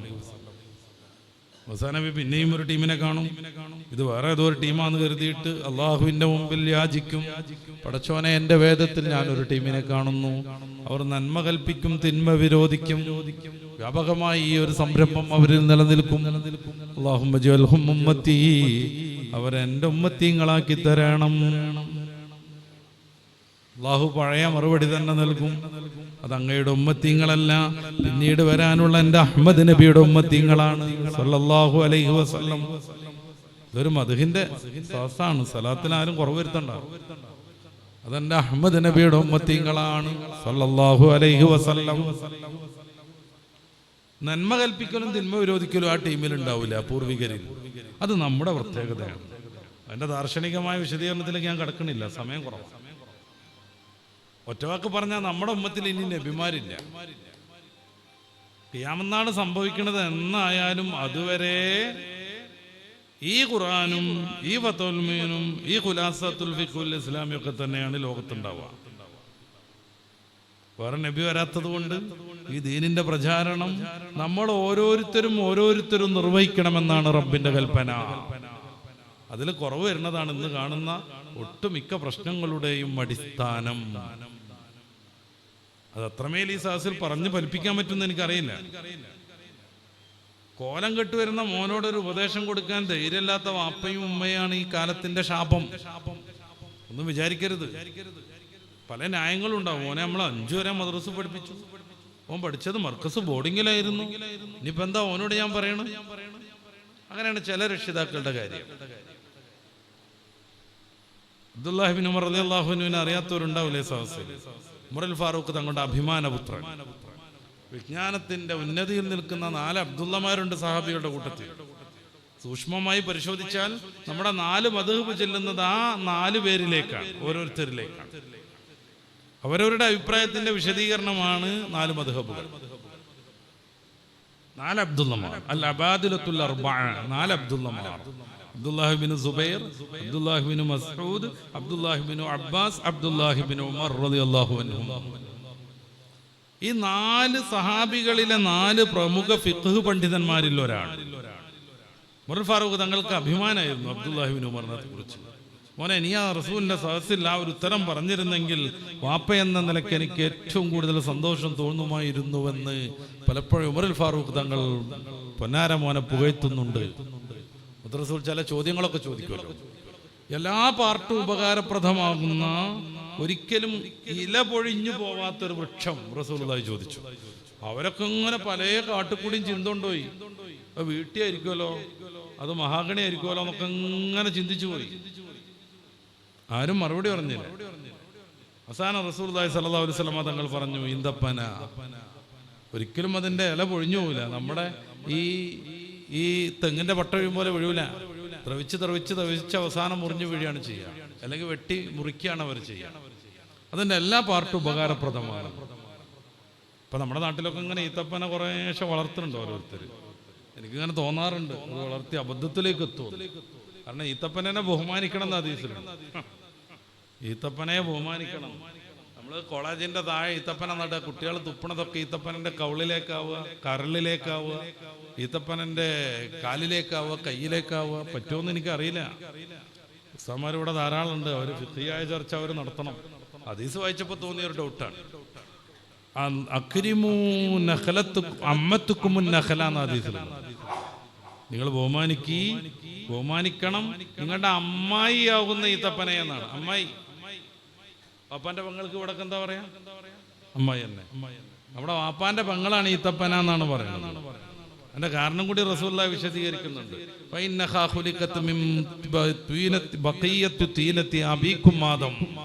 നിങ്ങളുടെ വാപ്പയാകുന്ന ആദം നബിയെ പടക്കാൻ ഉപയോഗിച്ച മണ്ണിന്റെ ബാക്കി കൊണ്ടാണ് ഈത്തപ്പന സൃഷ്ടിച്ചത്. അപ്പൊ നമ്മളെ വാപ്പാന്റെ സഹോദരിയായി. അപ്പോൾ ഈത്തപ്പനയെ ബഹുമാനിക്കണം എന്നാ പറയണത്. ഈത്തപ്പന കൗതുകത്തിന് കൊടുന്നു വെച്ചാൽ നന്നായിട്ട് വളമിട്ട് കൊടുക്കണം എന്ന്, നന്നായിട്ട് വെള്ളം വെച്ച് കൊടുക്കണം. ഇത് മരുഭൂമിയിൽ കൊലച്ചു നിൽക്കണമല്ല, അതുകൊണ്ട് വെള്ളം പാരില്ല എന്ന് പറയരുത്. തോട്ടത്ത് പോയി നോക്കണം, മരുഭൂമിയിലുള്ള ഈത്തപ്പനന്റെ അടിയിൽ കൂടെ നല്ല വെള്ളം കെട്ടി നിൽക്കായിരിക്കും. അത് ഞാൻ സാന്ദർഭികമായിട്ട് സൂചിപ്പിച്ചു എന്നേ ഉള്ളൂ. റസൂലുള്ളാഹി മറുപടി പറഞ്ഞു ഈത്തപ്പനയാണത്. ആ പരിപാടിയൊക്കെ കഴിഞ്ഞ് വീട്ടിലെത്തിയപ്പോൾ അബ്ദുല്ലാഹിബ്നു ഉമർ വാപ്പയാകുന്ന ഉമറുൽ ഫാറൂഖ് തങ്ങളോട് പറയുന്നുണ്ട്, എനിക്കതിൻ്റെ ഉത്തരം അറിയായിരുന്നു തുടക്കം മുതൽ. പിന്നെ നിങ്ങളിരിക്കണ സദസ്സിൽ, അബൂബക്കർ സിദ്ദീഖ് തങ്ങളുള്ള സദസ്സിൽ, വലിയ വലിയ നേതാക്കളൊക്കെ ഉള്ള സദസ്സിൽ, വിജ്ഞാനത്തിന്റെ നിറകണമെന്ന് മുത്തറസൂൽ വിശേഷിപ്പിച്ച അലി ഇബ്നു അബീ ത്വാലിബുള്ള സദസ്സിൽ എങ്ങനെ ഞാൻ പറയാൻ കരുതിയിട്ടാണ് ആ സമയത്ത് ഉമർ റളിയല്ലാഹു അൻഹു പറയണം, മോനെ നീ എങ്ങാനും അപ്പോഴത് പറഞ്ഞിട്ടുണ്ടായിരുന്നെങ്കിൽ എനിക്കെന്തൊരു സന്തോഷം തോന്നുമായിരുന്നു. ഇത്രമേൽ ഉമറുൽ ഫാറൂഖ് തങ്ങൾ അഭിമാനത്തോടുകൂടെ കണ്ടിരുന്ന 4 ഫിഖ് പണ്ഡിതന്മാരിൽ ഏറ്റവും ശ്രേഷ്ഠരിൽപ്പെടുന്ന മഹാനായ അബ്ദുല്ലാഹിബ്നു ഉമർ റളിയല്ലാഹു അൻഹു. നമ്മുടെ കുട്ടി 5ാം ക്ലാസ് പഠിച്ചാലുള്ള വിവരമായിരിക്കും അബ്ദുല്ലാഹിബ്നു ഉമർ തങ്ങൾക്ക്? ആയിരിക്കോ? പോട്ടെ, നമ്മുടെ കുട്ടി 10ാം ക്ലാസ് നിന്ന് ടോപ്പ്ലസും വാങ്ങി പാസ്സായുള്ള വിവരമായിരിക്കും അബ്ദുല്ലാഹിബ്നു ഉമർ തങ്ങൾക്ക്? അല്ല. ഇനി ആ പിതാവിന്റെ സൂക്ഷ്മത നമുക്ക് പരിശോധിക്കാം. ഒരു ദിവസം അല്ലാഹുവിന്റെ റസൂലിന്റെ കുതിരയ്ക്ക് മുന്നിലേക്ക് അബ്ദുല്ലാഹിബ്നു ഉമർ തങ്ങളുടെ കുതിര ഓവർടേക്ക് ചെയ്ത് കടന്നുപോയി. ആ സന്ദർഭത്തിൽ ഇല്ലാതിരുന്ന സയ്യിദുനാ ഉമറുൽ ഫാറൂഖ് തങ്ങൾ എവിടുന്നോ നിന്നും മിന്നായം പോലെ ഓടി വരുന്നു. തന്റെ മോന്റെ കുതിരയെ വട്ടം കറക്കിയ ലൈനിന്റെ ബാക്കിൽ കൊണ്ടുവന്ന് നിർത്തുന്നു. അഭിമാനത്തോടുകൂടെ മോനെ കണ്ടിരുന്ന സയ്യിദുനാ ഉമറുൽ ഫാറൂഖ് തങ്ങൾ വളരെ രൂക്ഷതയോടുകൂടെ, ശൗര്യത്തോടുകൂടെ പ്രിയപ്പെട്ട മോനോട് ചോദിക്കുന്നു, അബ്ദുള്ള, മുത്തറസൂലിന്റെ വാഹനത്തിന്റെ മുന്നിലേക്ക് അനാദരവ് കാണിച്ച് ഓട്ടി ഓവർടേക്ക് ചെയ്യാൻ നിനക്ക് എങ്ങനെ സാധിച്ചു മോനെ എന്ന്. അബ്ദുല്ലാഹിബ്നു ഉമർ വിനയപുരസ്സരം പറയുന്നുണ്ട്, പ്രിയപ്പെട്ട പിതാവേ, ഞാനതങ്ങനെ ബോധപൂർവം ചെയ്തതല്ല. ഇത് ഈടെ വാങ്ങിച്ച കുതിരയാണ്, അതിന്റെ പരിശീലനം പൂർത്തിയായിട്ടില്ല, അതുകൊണ്ട് അങ്ങോട്ട് ബ്രേക്ക് കിട്ടാതെ ഓടിപ്പോയതാണ്. നമ്മൾ കുറെ ആൾക്കാർ ഇങ്ങനെ വിചാരിക്കുക, 5ാം ക്ലാസ് വരെ പഠിപ്പിച്ച്, ഓൻ 10 വരെ പഠിച്ചോ മർക്കസ് ബോർഡിങ്ങിലല്ലേ, ഇനി അവനോട് ഞാൻ എന്ത് പറഞ്ഞു കൊടുക്കാനാന്ന് പഴച്ചുപോയി. വേറെ കുറെ ആളുകൾക്ക് ഈഗോ പ്രശ്നമാണ്. ഞാൻ അവന് പറഞ്ഞു കൊടുക്കുക, എൻ്റെ ഓനാന്ന് എഴുതിയിട്ടുണ്ടോ. വേറെ ചില ആളുകൾക്ക് ഓനോട് പറഞ്ഞോൻ എന്തെങ്കിലും പറയുമെന്നുള്ളൊരു പേടിയാണ്. തന്ത വൈബാന്നും പറഞ്ഞിട്ടോ നമ്മളങ്ങോട്ട് ചുരുട്ടി കെട്ടുമോ എന്നുള്ളൊരു ബേജാറിലാണ് കുറച്ച് ആൾക്കാർ. ഇതൊക്കെ തന്ത വൈബ് എന്ന് ജീവിക്കണ്ടേ, എമ്മാനുവൽ ഖാൻ്റെ കാലത്ത് ജീവിക്കണ്ടേ, നിങ്ങൾക്കൊക്കെ വല്ല കഥ അറിയോ വാപ്പാന്ന് പറയണ കോലത്തിലാവുമോ എന്ന് എഴുതിയിട്ടാണ്. വേറെ കുറെ ആളുകൾക്ക് വെറും അലസതയാണ്. ഓൽക്കും ഈ മൊബൈലിൽ നിന്ന് കണ്ണെടുക്കാൻ നേരമില്ല. വൈകുന്നേരം ആകുമ്പോഴത്തേന് ചെമ്പോത്തിന്റെ കണ്ണുപോലാവും എല്ലാവരുടേതും. മൂപ്പരും തോണ്ടാണ്, അപ്പുറത്തും മോനും തോണ്ടണ്, ഉമ്മ അപ്പുറത്ത് തോണ്ടണ്, കുട്ടികളൊക്കെ തോണ്ടണ്. ഈ കഴിഞ്ഞ ഓണക്കാലത്ത് ഓണം വന്നല്ലോ, ഒരു കാർട്ടൂൺ വന്നിട്ടുണ്ടായിരുന്നു ഏതോ ഒരു പേപ്പറിൽ. ഈ മാവേലിങ്ങനെ ആളെ കാണാൻ വന്നിട്ടേ, ഐതിഹ്യമാണേ, ഉള്ളതൊന്നുമല്ല. മാവേലിങ്ങനെ ആളെ കാണാൻ വന്നിരിക്കുക. അപ്പോൾ അവിടെ അച്ഛൻ അവിടെ നിന്ന് തോന്നുന്നുണ്ട്, അവിടെ നിന്നുകൊണ്ട് മോളിങ്ങനെ സോഫയിൽ കടന്ന് തോന്നുന്നുണ്ട്, മക്കളൊക്കെ പാടെ കസാരി തോന്നുന്നുണ്ട്. അപ്പോ മൂപ്പര് പറയാം, ആരെങ്കിലും ഒന്ന് തലപൊക്കി നോക്കിയാൽ എനിക്കൊരു ഓണാശംസ പറഞ്ഞ് പോകായിരുന്നു. പാവം പാതാളത്തുനിന്ന് കയറി വന്നതാ കൊത്തിപ്പിടിച്ച്. ഇവിടെ വരുമ്പോ മെയിൻ്റെ ചെയ്യണില്ലാരും. വാപ്പ രാവിലെ മുതൽ വൈകിട്ട് വരെ ചുമട് എടുത്തിട്ട് വരിക, കോളിംഗ് ബെല്ലടിക്കുക, അല്ലെങ്കിൽ വാതിലുറക്കിന്ന് വിളിച്ചൊക്കെ പറയുമ്പോൾ കുട്ടികളുടെ ഇടയിലൊരു മത്സര, നീ തുറന്നളാ. ആ മറ്റോൻ പറയും നീ തുറന്നളാ. അപ്പൊ ആദ്യത്തോൻ പറയും ഞാനാണല്ലോ ഇന്നലെ തുറന്ന്, ഇന്നലെ ഈ തുറന്നു എത്തിയിട്ട് മിഞ്ഞാന്നു അതിന്റെ തലേന്നോളം ഞാനാണല്ലോ തുറന്ന്. ഇവിടെ ആള് 50 കിലോന്റെ ചാക്കുവേറ്റി ബസ്സിന്റെ മേലെ കയറി ഇറങ്ങി, കാല് കഴിച്ച് കൽബ് പൊട്ടി വല്ലാതെ ടെൻഷൻ അടിച്ചിങ്ങനെ ആടി ആടി വരികയാണ്. പിന്നെ മൂപ്പര് ബെല്ലടിക്കും, ഒന്ന് തുറക്കടോ എന്ന് പറയും. അല്ല ഔദാര്യം ചോദിക്കണ മാതിരി മക്കൾ അവിടുന്ന് തർക്കിച്ചുകൊണ്ടിരിക്കും. പിന്നെ ഇതിനൊക്കെ നേതൃത്വം വഹിക്കേണ്ട ഉമ്മയാണ്. ഉമ്മ എങ്ങനെ ബിരിയാണി വെക്കുക എന്നുള്ളത് ഏതോ ഒരു കിച്ചണിൽ കയറിയിട്ട് ഇങ്ങനെ കണ്ടുകൊണ്ടിരിക്കുകയാണ്. ഈ ഉമ്മ സത്യത്തിൽ ഇതുവരെ ബിരിയാണി വെച്ചോളാം, ഒരു കുഴപ്പമില്ലേ. പക്ഷെ ആ കിച്ചണിൽ വെള്ളം ഒഴിച്ചിട്ട് അരിയിടണീൻ്റെ മുമ്പ് ഉപ്പാടുന്നത്, നമ്മൾ ഇതുവരെ ഇടുന്നത് ഉപ്പിട്ടിട്ടായിരുന്നു, അരി ഇട്ടിട്ടായിരുന്നു ഉപ്പിട്ടിരുന്നത്. ആ ഒരു ഭയങ്കര കൺഫ്യൂഷൻ തീർക്കാനുള്ള പ്രശ്നത്തിലാണ് ഇപ്പോൾ അവരുടെ. എന്തൊരു കഷ്ടമാണ് ആലോചിച്ച് നോക്കി. 1 മണിക്കൂർ അതിന് ചിലവാക്കും, 1 മണിക്കൂർ അതിന് ചിലവാക്കും. പിന്നെ വാപ്പ ദേഷ്യം പിടിച്ച് വരുന്നതിന് വാപ്പാനെ മാത്രം പറഞ്ഞിട്ട് കാര്യമില്ല. ഞാൻ പൊതുവെ വാപ്പാരെ ഭർത്താക്കന്മാരൊക്കെ ഇങ്ങനെ എതിർത്ത് സ്ത്രീപക്ഷത്ത് ചേർന്ന് നിൽക്കുന്ന ഒരു ഇസ്ലാമിക് ഫെമിനിസ്റ്റാണ് ഞാൻ ശരിക്കും പറഞ്ഞത്. പക്ഷെ ഇങ്ങനത്തെ ഒരു ഘട്ടം വരുമ്പോഴേ, ഞാനിത് അനുഭവമുള്ള ആളാണ്. കോഴിക്കോട് രാത്രി 12 മണിക്കും 1 മണിക്കും 2 മണിക്കും ഒക്കെ ട്രെയിനും KSRTC ഇറങ്ങി നമ്മളെ ഓഫീസിലേക്ക് ഇങ്ങനെ 1.5 കിലോമീറ്റർ നടന്നു പോകുന്ന ആളാണ് ഞാൻ. അള്ളാൻ്റെ റബ്ബേ, തലയിൽ 50 കിലോൻ്റെ ലോഡും വാങ്ങിച്ചിട്ട് നല്ല തണുപ്പുള്ള രാത്രിയിൽ വേർത്ത് കുളിച്ച് ഓടുന്ന കുറേ വാപ്പാരെ കാണാം. ഈ ഭാഗത്തൊക്കെ ഉണ്ടാവും. കാരണം കോഴിക്കോട് എന്ന് പറഞ്ഞു കഴിഞ്ഞാൽ കുറേ ദൂരമൊന്നുമല്ല. എന്തിനു വേണ്ടിയാ സാധുക്കൾ അധ്വാനിക്കണത്? കുടുംബം നന്നായിട്ട് മുന്നോട്ട് പോകാൻ. സ്കൂബിയുടെ പുതിയതില്ലെങ്കിൽ KGക്ക് പോണ കുട്ടിക്ക് ഭയങ്കര ടെൻഷനാണ്. എല്ലാ കൊല്ലം അത് മാറ്റിയില്ലെങ്കിൽ എല്ലാ കുട്ടികളും ആദ്യത്തെ ദിവസം ജൂൺ 1-ാം തീയതി കാര്യമായിട്ടുള്ള എന്താ ബാഗിന്റെ ഉഷാറ് നോക്കല കാര്യമായിട്ട്. അപ്പൊ എൻ്റെ കുട്ടി മാത്രം കരിമ്പനടിച്ച ബാഗ്, ഓളത് ബാക്കിൽ വെച്ചിട്ട് അയിമ ഇരുന്നിക്കണ്. എല്ലാവരും ബാഗ് നോക്കുമ്പോൾ ഓൾക്ക് പുറത്തിറക്കാൻ വയ്യ. കാര്യം കാക്ക പഠിച്ച ബാഗ് തന്നെയാണത്. പിന്നെ താത്യം പഠിച്ചായിരുന്നു. ഇപ്പോൾ ഓളെടുത്ത് പാരമ്പര്യമായിട്ട് ഇങ്ങനെ കിട്ടി വന്നതാ. അത് വേണ്ടാന്ന് കരുതിയിട്ട് അധ്വാനിക്കാൻ വേണ്ടിയിട്ടായി സാധു നട്ടപ്പാതിരക്ക് കൈയും കാലും പറിച്ച് ബസ്സിന്റെ മേലേക്ക് 50 കിലോ ഇട്ട് ഓടിപ്പോണത്. ഇത്തിരി മുന്നേ 75 കിലോ ഒക്കെ ഉണ്ടായിരുന്നു. ആലോചിച്ച് നോക്കി നിങ്ങള്. ആ സാധുവാണ് ഇങ്ങനെ ബേജാറായി കാലിങ്ങനെ ആടി വരുന്നത്. മൂപ്പരാണ് കോളിംഗ് ബെല്ല് അടിക്കണത്. അടിക്കണ സമയത്ത് വീട്ടിനകത്ത് മത്സരമാണ്, പോയിട്ടാന്ന് തുറക്കെന്ന് പറയാൻ. ഉമ്മാക്കും തുറന്നു കൊടുക്കാൻ കഴിവില്ല. ഗൾഫിൽ നിന്നൊക്കെ വെള്ളിയാഴ്ച ഒക്കെ ഇത്തിരി സമയം ഉണ്ടാക്കിയിട്ട്, സാധാരണ ഗൾഫുകാരുടെ ഒക്കെ ജോലി പറഞ്ഞാൽ 19 മണിക്കൂറാണ്, 18 മണിക്കൂറാണ് ലുലു മാളിൽ സെയിൽസ്മാൻ. എന്നിട്ട് ഒരു ഒഴിവുണ്ടാക്കിയിട്ട് ഫോൺ വിളിക്കുമ്പോഴേ പച്ച പുള്ളറിയണം ഉമ്മ, എടി എനിക്ക് തലവേദനയായിട്ട് കിടക്കാന്ന് പറഞ്ഞാൽ 5 അറ്റൻഡ് ചെയ്തോളാന്ന് പറയാം. എന്താ കാര്യം എന്നറിയോ? ഉമ്മാന്റെ സീരിയൽ തുടങ്ങാനായിക്കുള്ളൂ. വാപ്പാന്റെ ഫോൺ 1 മണിക്കൂറുണ്ടോ? ഡെയിലിയൊക്കെ 1 മണിക്കൂർ വിളിക്കണമെന്നും നമ്മൾ ആലോചിക്കണം കേട്ടോ. കാര്യമായിട്ടൊന്നും പറയാനില്ലല്ലേ. 1 മണിക്കൂർ വിളിക്കണമായിരിക്കും. എന്താ പറയായിരിക്കുമല്ലോ. നമ്മളെ മോളില്ലേ മുറ്റത്തുക്കട ഇറങ്ങിയതായിരിക്കും തന്നെ അപ്പുറത്തുനിന്ന്. അതെ എന്നിട്ടോ കുറച്ച് കഴിഞ്ഞപ്പോൾ കയറിയല്ല. എന്താ മുറ്റത്ത് നിൽക്കാൻ പറ്റും? മുറ്റത്ത് തന്നെ നിൽക്കാൻ പറ്റും? ഇല്ലല്ലോ. കുറച്ച് കഴിഞ്ഞാൽ കയറണ്ടേ. നമ്മളെ കോഴി മുട്ടിട്ടു, നമ്മളെ മാവ് പൂത്തു അല്ലേ. ഇതൊക്കെ ഇങ്ങനെ പറയൽ തന്നെയാണ്. വല്ലാതെ പറഞ്ഞ് ബുദ്ധിമുട്ടിക്കരുത്. കാരണം വെള്ളിയാഴ്ച അവിടെ ലീവുള്ളൂ, ഇവിടെ ലീവൊന്നുമില്ല. സ്കൂളുണ്ട്, പാലുകാരൻ വരും, മീൻകാരൻ വരും. പിന്നെ ഉമ്മാക്ക്, വയസ്സായ ഉമ്മാക്ക് അന്നും ഉണ്ടാവും എല്ലാ ദിവസത്തെയും പോലെയുള്ള പരിപാടികളൊക്കെ. ഉമ്മ യൂണിഫോം എവിടെ ചോദിക്കണ കുട്ടി ഉണ്ടാവും, അയൺ ചെയ്തിട്ടുണ്ടാവില്ല, ഇസ്തിരി ഇടാതെ എനിക്ക് വേണ്ടാന്ന് വലിയ അത് വലിച്ചെറിയണുണ്ടാവും. ഇതിൻ്റെ ഇടയിൽ പൊരിഞ്ഞുകൊണ്ടിരിക്കുമായിരിക്കും. അങ്ങനെയൊക്കെ ആണെങ്കിലും ആള് വിളിക്കുന്ന കരുതിയിട്ട് ഒരുങ്ങി നിൽക്കുന്ന ഒരു ഭാര്യ വേണം വീട്ടിൽ. അപ്പോൾ ഭാര്യ പറഞ്ഞു കൊടുക്കുകയാണ്, ഇജ്ജ് പറഞ്ഞെടുത്തോളാം ഉമ്മ തലവേദനയായിട്ട് കിടക്കുകയാണ്. കുട്ടീനെ പച്ചപ്പൊള്ള എങ്ങനെ പറയേണ്ടത് ഉമ്മ കോച്ചിങ് എടുത്താണ് ചെറുപ്പം മുതൽ. ഇനി അങ്ങനെ ഒരു തുറക്കാൻ പോയാൽ എങ്ങനെയായിരിക്കും? അവസാന സംവാദത്തിൽ ഒരാൾ തോറ്റു, ഓം തുറക്കണം എന്നായി. മൂപ്പരാൾ അങ്ങനെ തുറക്കാൻ പോവാ എങ്ങനെയായിരിക്കും? ഇങ്ങനെ തോണ്ടിയോണ്ടാ പോവുക. കാര്യം എന്താ അറിയോ? ഇങ്ങനെ പശുവിനെ വിട്ടിട്ട് കോട്ട പൊളിച്ചുകൊണ്ടിരിക്കുക.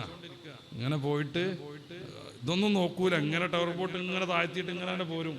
ഈ വന്ന ആള് ഫുള്ളായിട്ടുണ്ടോ, കയ്യോ കാലോ പോയിക്കണോ, മൂപ്പർക്ക് ക്ഷീണമുണ്ടോ, വല്ല വെള്ളം വേണോ, മൂപ്പര് തുണിയൊക്കെ എടുത്തുക്കണോ, അതോ ഇതാരെങ്കിലും കീറി പറിച്ചിക്കണോ, ഇതൊന്നും അറിയില്ല. മൂപ്പരങ്ങനെ ടെൻഷൻ അടിച്ച് വാ വിളിച്ച് ഇങ്ങനെ നിൽക്കുന്നുണ്ടാവും. പിന്നെ അങ്ങനെ പോയിട്ട് ഓളോളെ പരിപാടി തുടങ്ങുക. ശ്രദ്ധിച്ചില്ലെങ്കിലേ വാല് സൈഡ് തട്ടും, കളിയുടെ പൊട്ടും. പാമ്പ് അത്ര വലുതായ പറ്റൂല. എന്താ കരുതിയേ? പടച്ചോനെ, പെരുന്തമണ്ണെന്നൊക്കെ ഞാൻ ബസ് കയറി എൻ്റെ സൈഡിൽ വന്നിരുന്നിട്ട് കോഴിക്കോട് വരെ പൊട്ടിക്കണ ചില ആൾക്കാരുണ്ട്. നമുക്ക് ഇടക്കിടക്ക് ഇങ്ങനെ സങ്കടം തോന്നും. പോയത്തക്കാരിലെന്താ കാട്ടുകയെന്ന് കരുതിയിട്ട് ഇങ്ങനെ ചിരിയും വരും. ഇങ്ങനൊരു സാധനം ഇടലാണത്. ചിലപ്പോൾ കാണാൻ എന്ന് പറഞ്ഞ് ഒന്നിച്ച് പൊട്ടി വരും. ചിലപ്പോൾ കാണാൻ വരവരുള്ള വയലറ്റ് 3-4 അടുത്ത് വന്നിട്ട് അയിമക്കോട്ട് ഇടിച്ചാൽ ആകാശം കൊണ്ട് പൊളിഞ്ഞോടും. എന്നിട്ട് ഇങ്ങനെ ക്രാന്നൊക്കെ എഴുതി വരും. ഈ സാധനം പൊട്ടി ഫിനിഷിങ്ങിൽ എത്തിയ ഒരൊറ്റ ആളി സാഹസിലുണ്ടോ? ഞാൻ എൻ്റെ കാറിൻ്റെ ചാവി എടുത്തു തരും, നിങ്ങൾ എടുത്തോളൂ ആ കാർ. അത് സ്വയം അപ്ഡേറ്റ് ചെയ്യുന്ന ഒരു പ്രോഗ്രാമാണ്. നിങ്ങൾ എത്ര പൊട്ടിച്ചാലും അടുത്ത് പൊട്ടാൻ അവിടെ റെഡി ആയിട്ട് വരും. ഒരു എൻഡ് വേണ്ട ഒരു കളിക്ക്, എന്തെങ്കിലും ഒരു ലക്ഷ്യം വേണ്ട. പണ്ട് ഞങ്ങളൊക്കെ മർക്കസ് പഠിക്കുമ്പോണ്ടായിരുന്നു എത്തിമുട്ടിയാളെ പന്തൽ വെള്ളിയാഴ്ച രാവിലെ ഒരാളെ പോസ്റ്റ് ചെയ്ത് ഇങ്ങനത്തെ സാധനം, ഇത് വേറൊരുത്തൻ്റെ തുടങ്ങുക, ഇവിടെ ഇങ്ങോട്ട് വേറൊന്നുണ്ടോ, ഒരുത്തൻ്റെ പോസ്റ്റിന്റെ കല്ല് വേറൊരുത്തൻ്റെ പോസ്റ്റിന്റെ തുടക്കാണ്, എന്നിട്ട് ഇതുവരെ ഒന്നുണ്ടാവും. ഇതാണ് മറ്റവൻ്റെ ഒരു കല്ല്.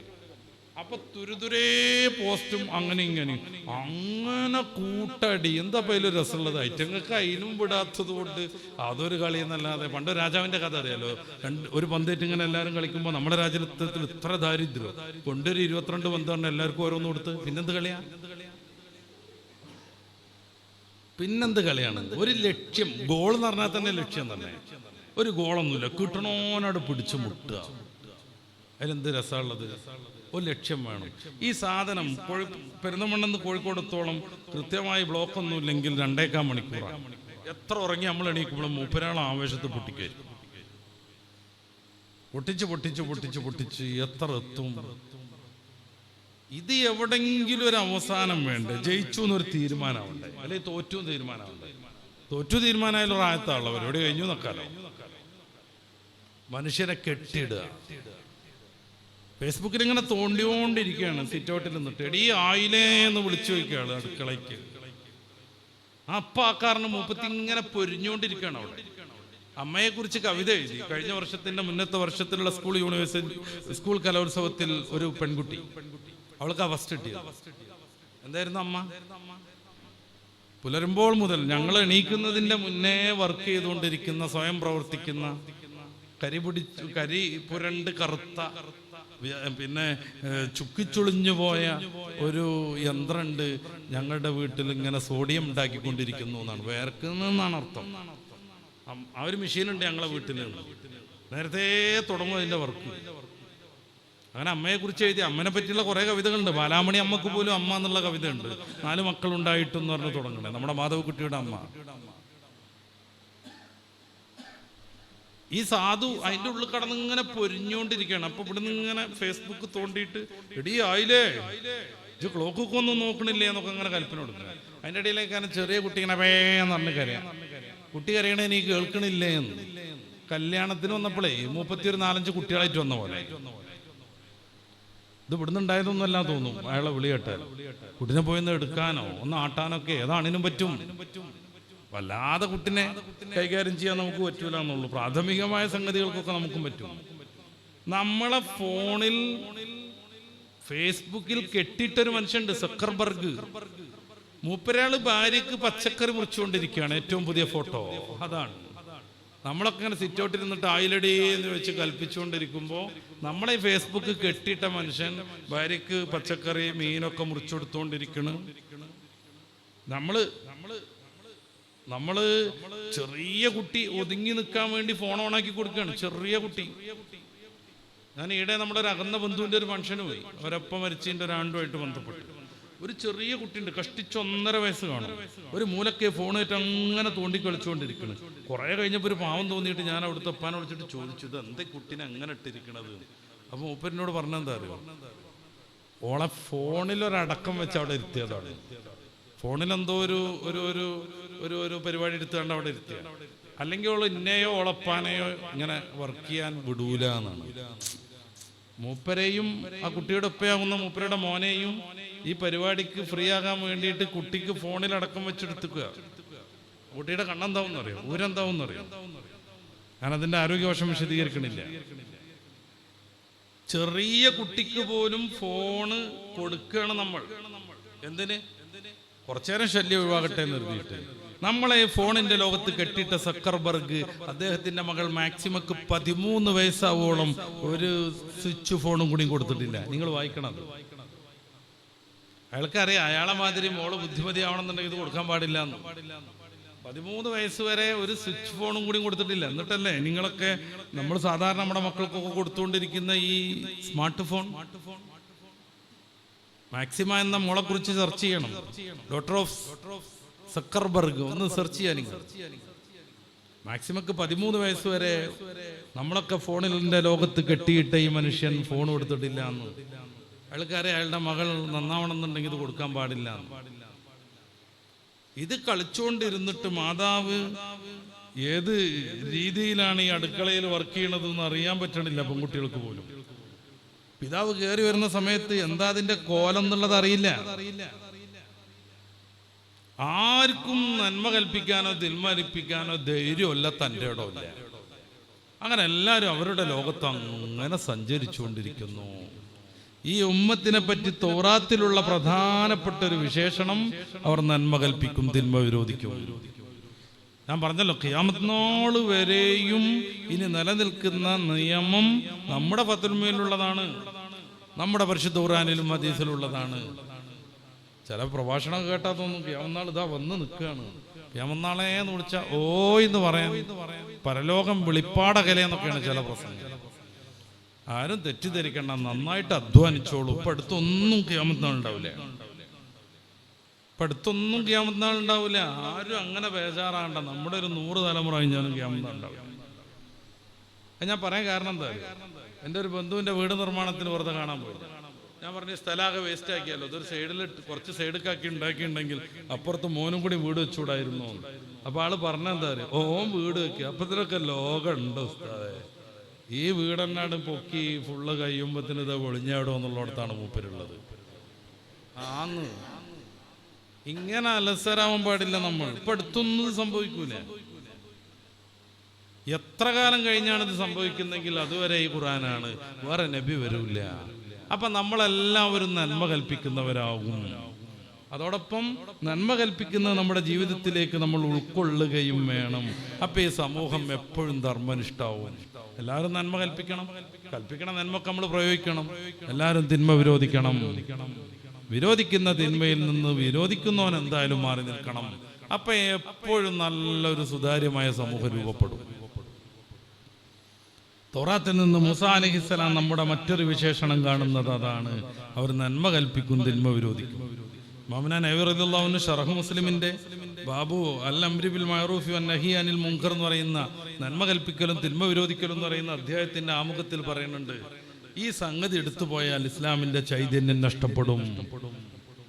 ചുണ്ടിൽ ലിപ്റ്റിക് ചേക്കുന്ന മോളോട് അത് തേക്കരുതെന്ന് പറയാൻ തൻ്റെ ഇടമില്ലാത്ത ഉമ്മ ആ വീടിന്റെ ശാപാണ്. പച്ച ചുരിദാർ ഇട്ടാൽ പച്ച ചുണ്ട്, ചോന്ന ചുരിദാർ ഇടുമ്പോ ചോന്ന ചുണ്ട്, നീല ഡ്രസ്സിന് നീല ചുണ്ട്. ഞാൻ അവസാനം പറഞ്ഞപ്പോ ചുരിദാർ എന്നുള്ളതിന്ന് ബോധപൂർവം മാറിയതാ. കാരണം ആ സാധനം ഇപ്പൊ അടുത്തുപോയി, വംശനാശം സംഭവിച്ചു. അതൊരു ഭയങ്കര മഹത്തേറിയ ഡ്രസ്സൊന്നും അല്ലെങ്കിലും ഈ മുട്ടുവരെയൊക്കെ നീണ്ടുക്കുമായിരുന്നു. അത്യാവശ്യം ലൂസ് ഉണ്ടായിരുന്നു. അതിന്റെ അടിയിലിടുന്ന പാൻറ് എന്നൊക്കെ പറഞ്ഞാൽ അതും കുറച്ച് ലൂസ് ഉണ്ടാവും. അത്യാവശ്യം അവറത്തൊക്കെ മറക്കുമായിരുന്നു. ഇന്നൊരു കുട്ടിക്കും അതിനോട് താല്പര്യമില്ല. അത് എടുത്തു കൊടുക്കാൻ ഉമ്മാക്കും താല്പര്യമില്ല, ഉപ്പാക്കും താല്പര്യമില്ല. പിന്നെ കഷ്ടിച്ച് വയറിന്റെ അടുത്ത് ഇങ്ങനെ എത്തണ ഒരു ഒരു ഒരു ഒരു സ്ലീവ്ലെസ് ടീഷർട്ട് വേണം. കൈ ഉണ്ടാകാൻ പാടില്ല. അതാണ് കംഫർട്ട് എന്നാണ് അവർ പറയുന്നത്. അവരിലേറെ ആഡായ വർക്ക് ചെയ്യുന്നതാണ് പുരുഷന്മാർ. എന്നാൽ അവർക്കും അത് കംഫർട്ട് ആവണ്ടേ? ക്രിക്കറ്റ് കളിക്കുന്ന സമയത്ത് ഫുൾ കൈ ഇട്ട് ക്രിക്കറ്റ് കളിക്കാൻ കളിക്കാർക്ക് ഒരു വിഷമമില്ലല്ലോ. എത്ര കഷ്ടപ്പെട്ടിട്ട് അടിക്കണം. എൻ്റെ ഉമ്മ ഉണ്ട്, എൻ്റെ ഉപ്പുള്ള കാലത്ത് പറയായിരുന്നു, ഓകാണങ്ങനെ അന്തരീക്ഷത്തിൽ നീന്തിയിട്ടൊരു ഏറ്. ക്രിക്കറ്റിൽ ഇങ്ങനെ പോയി അറിയാൻ പറ്റും, മാവുമ്മക്ക് എറിയും പോലെ അല്ല, അങ്ങനെ കുറെ കാട്ടണം.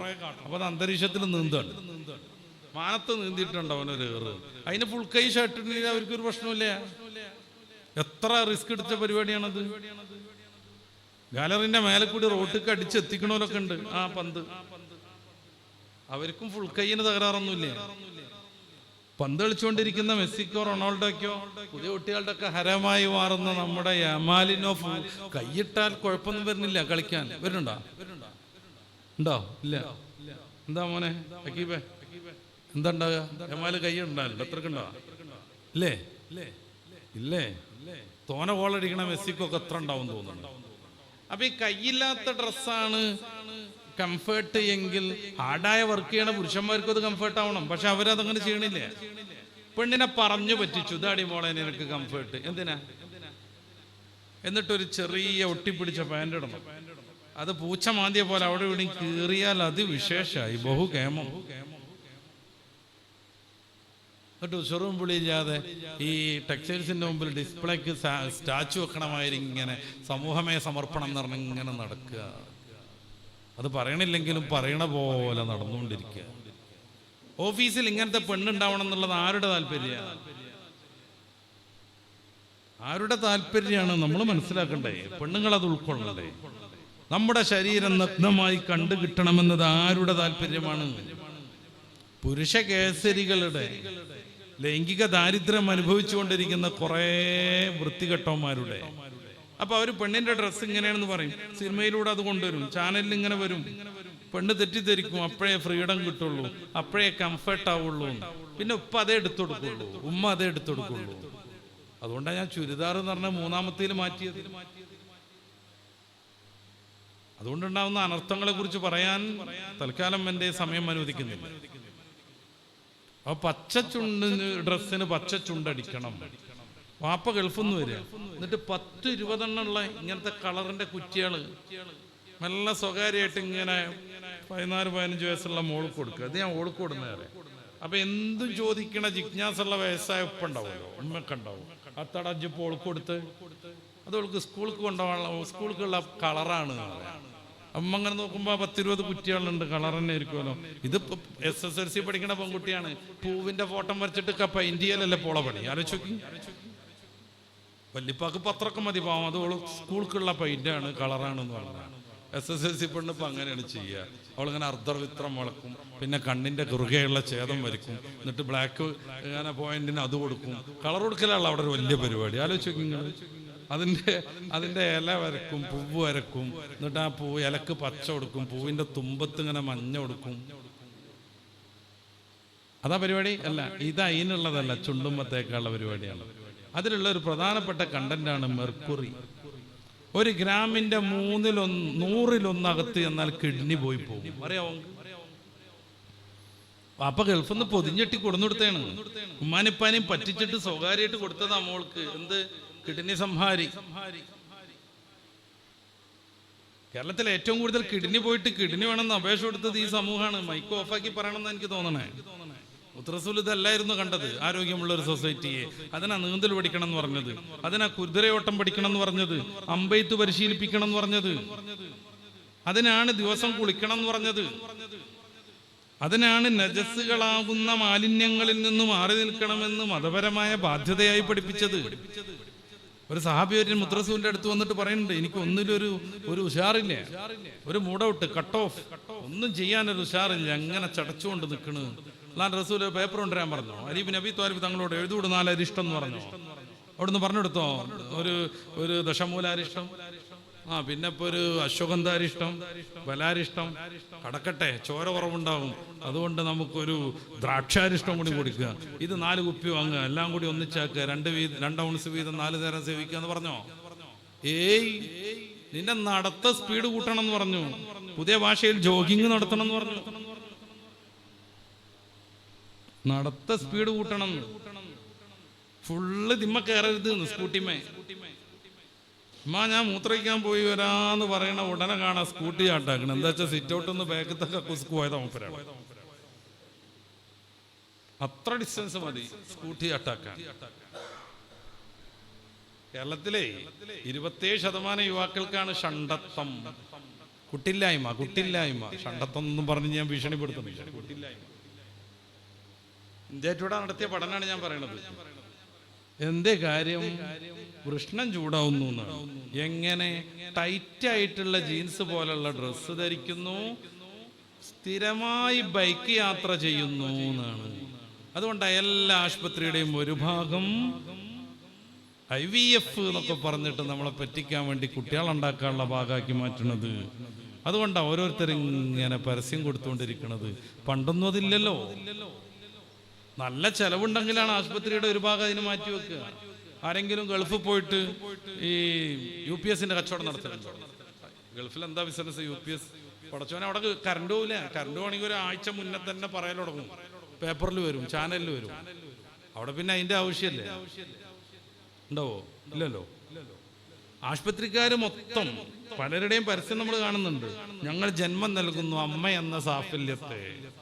കിളി കരയും അല്ലേ, കുട്ടി ഉരുളും ഒക്കെ പറഞ്ഞ് ഓരോരുത്തർ പരസ്യം കൊടുക്കുകയാണ്. ചില ആശുപത്രി അതിനായിട്ടുള്ളതാണ്. ഈ IVF ഉള്ള തട്ടിപ്പുകളൊന്നും ഇപ്പൊ എനിക്ക് വിശദീകരിക്കാൻ സമയമില്ല. എന്തുകൊണ്ട് സംഭവിക്കുന്നു? ഷണ്ടത്വം കേരളത്തിൽ കൂടിക്കൊണ്ടിരിക്കുന്നു. വേറൊരു പ്രശ്നം, 1 baby സിൻഡ്രോം. ഒരു കുട്ടിയുണ്ട്, പിന്നെ 14 കൊല്ലമായി ഒറ്റൊന്നുമില്ല.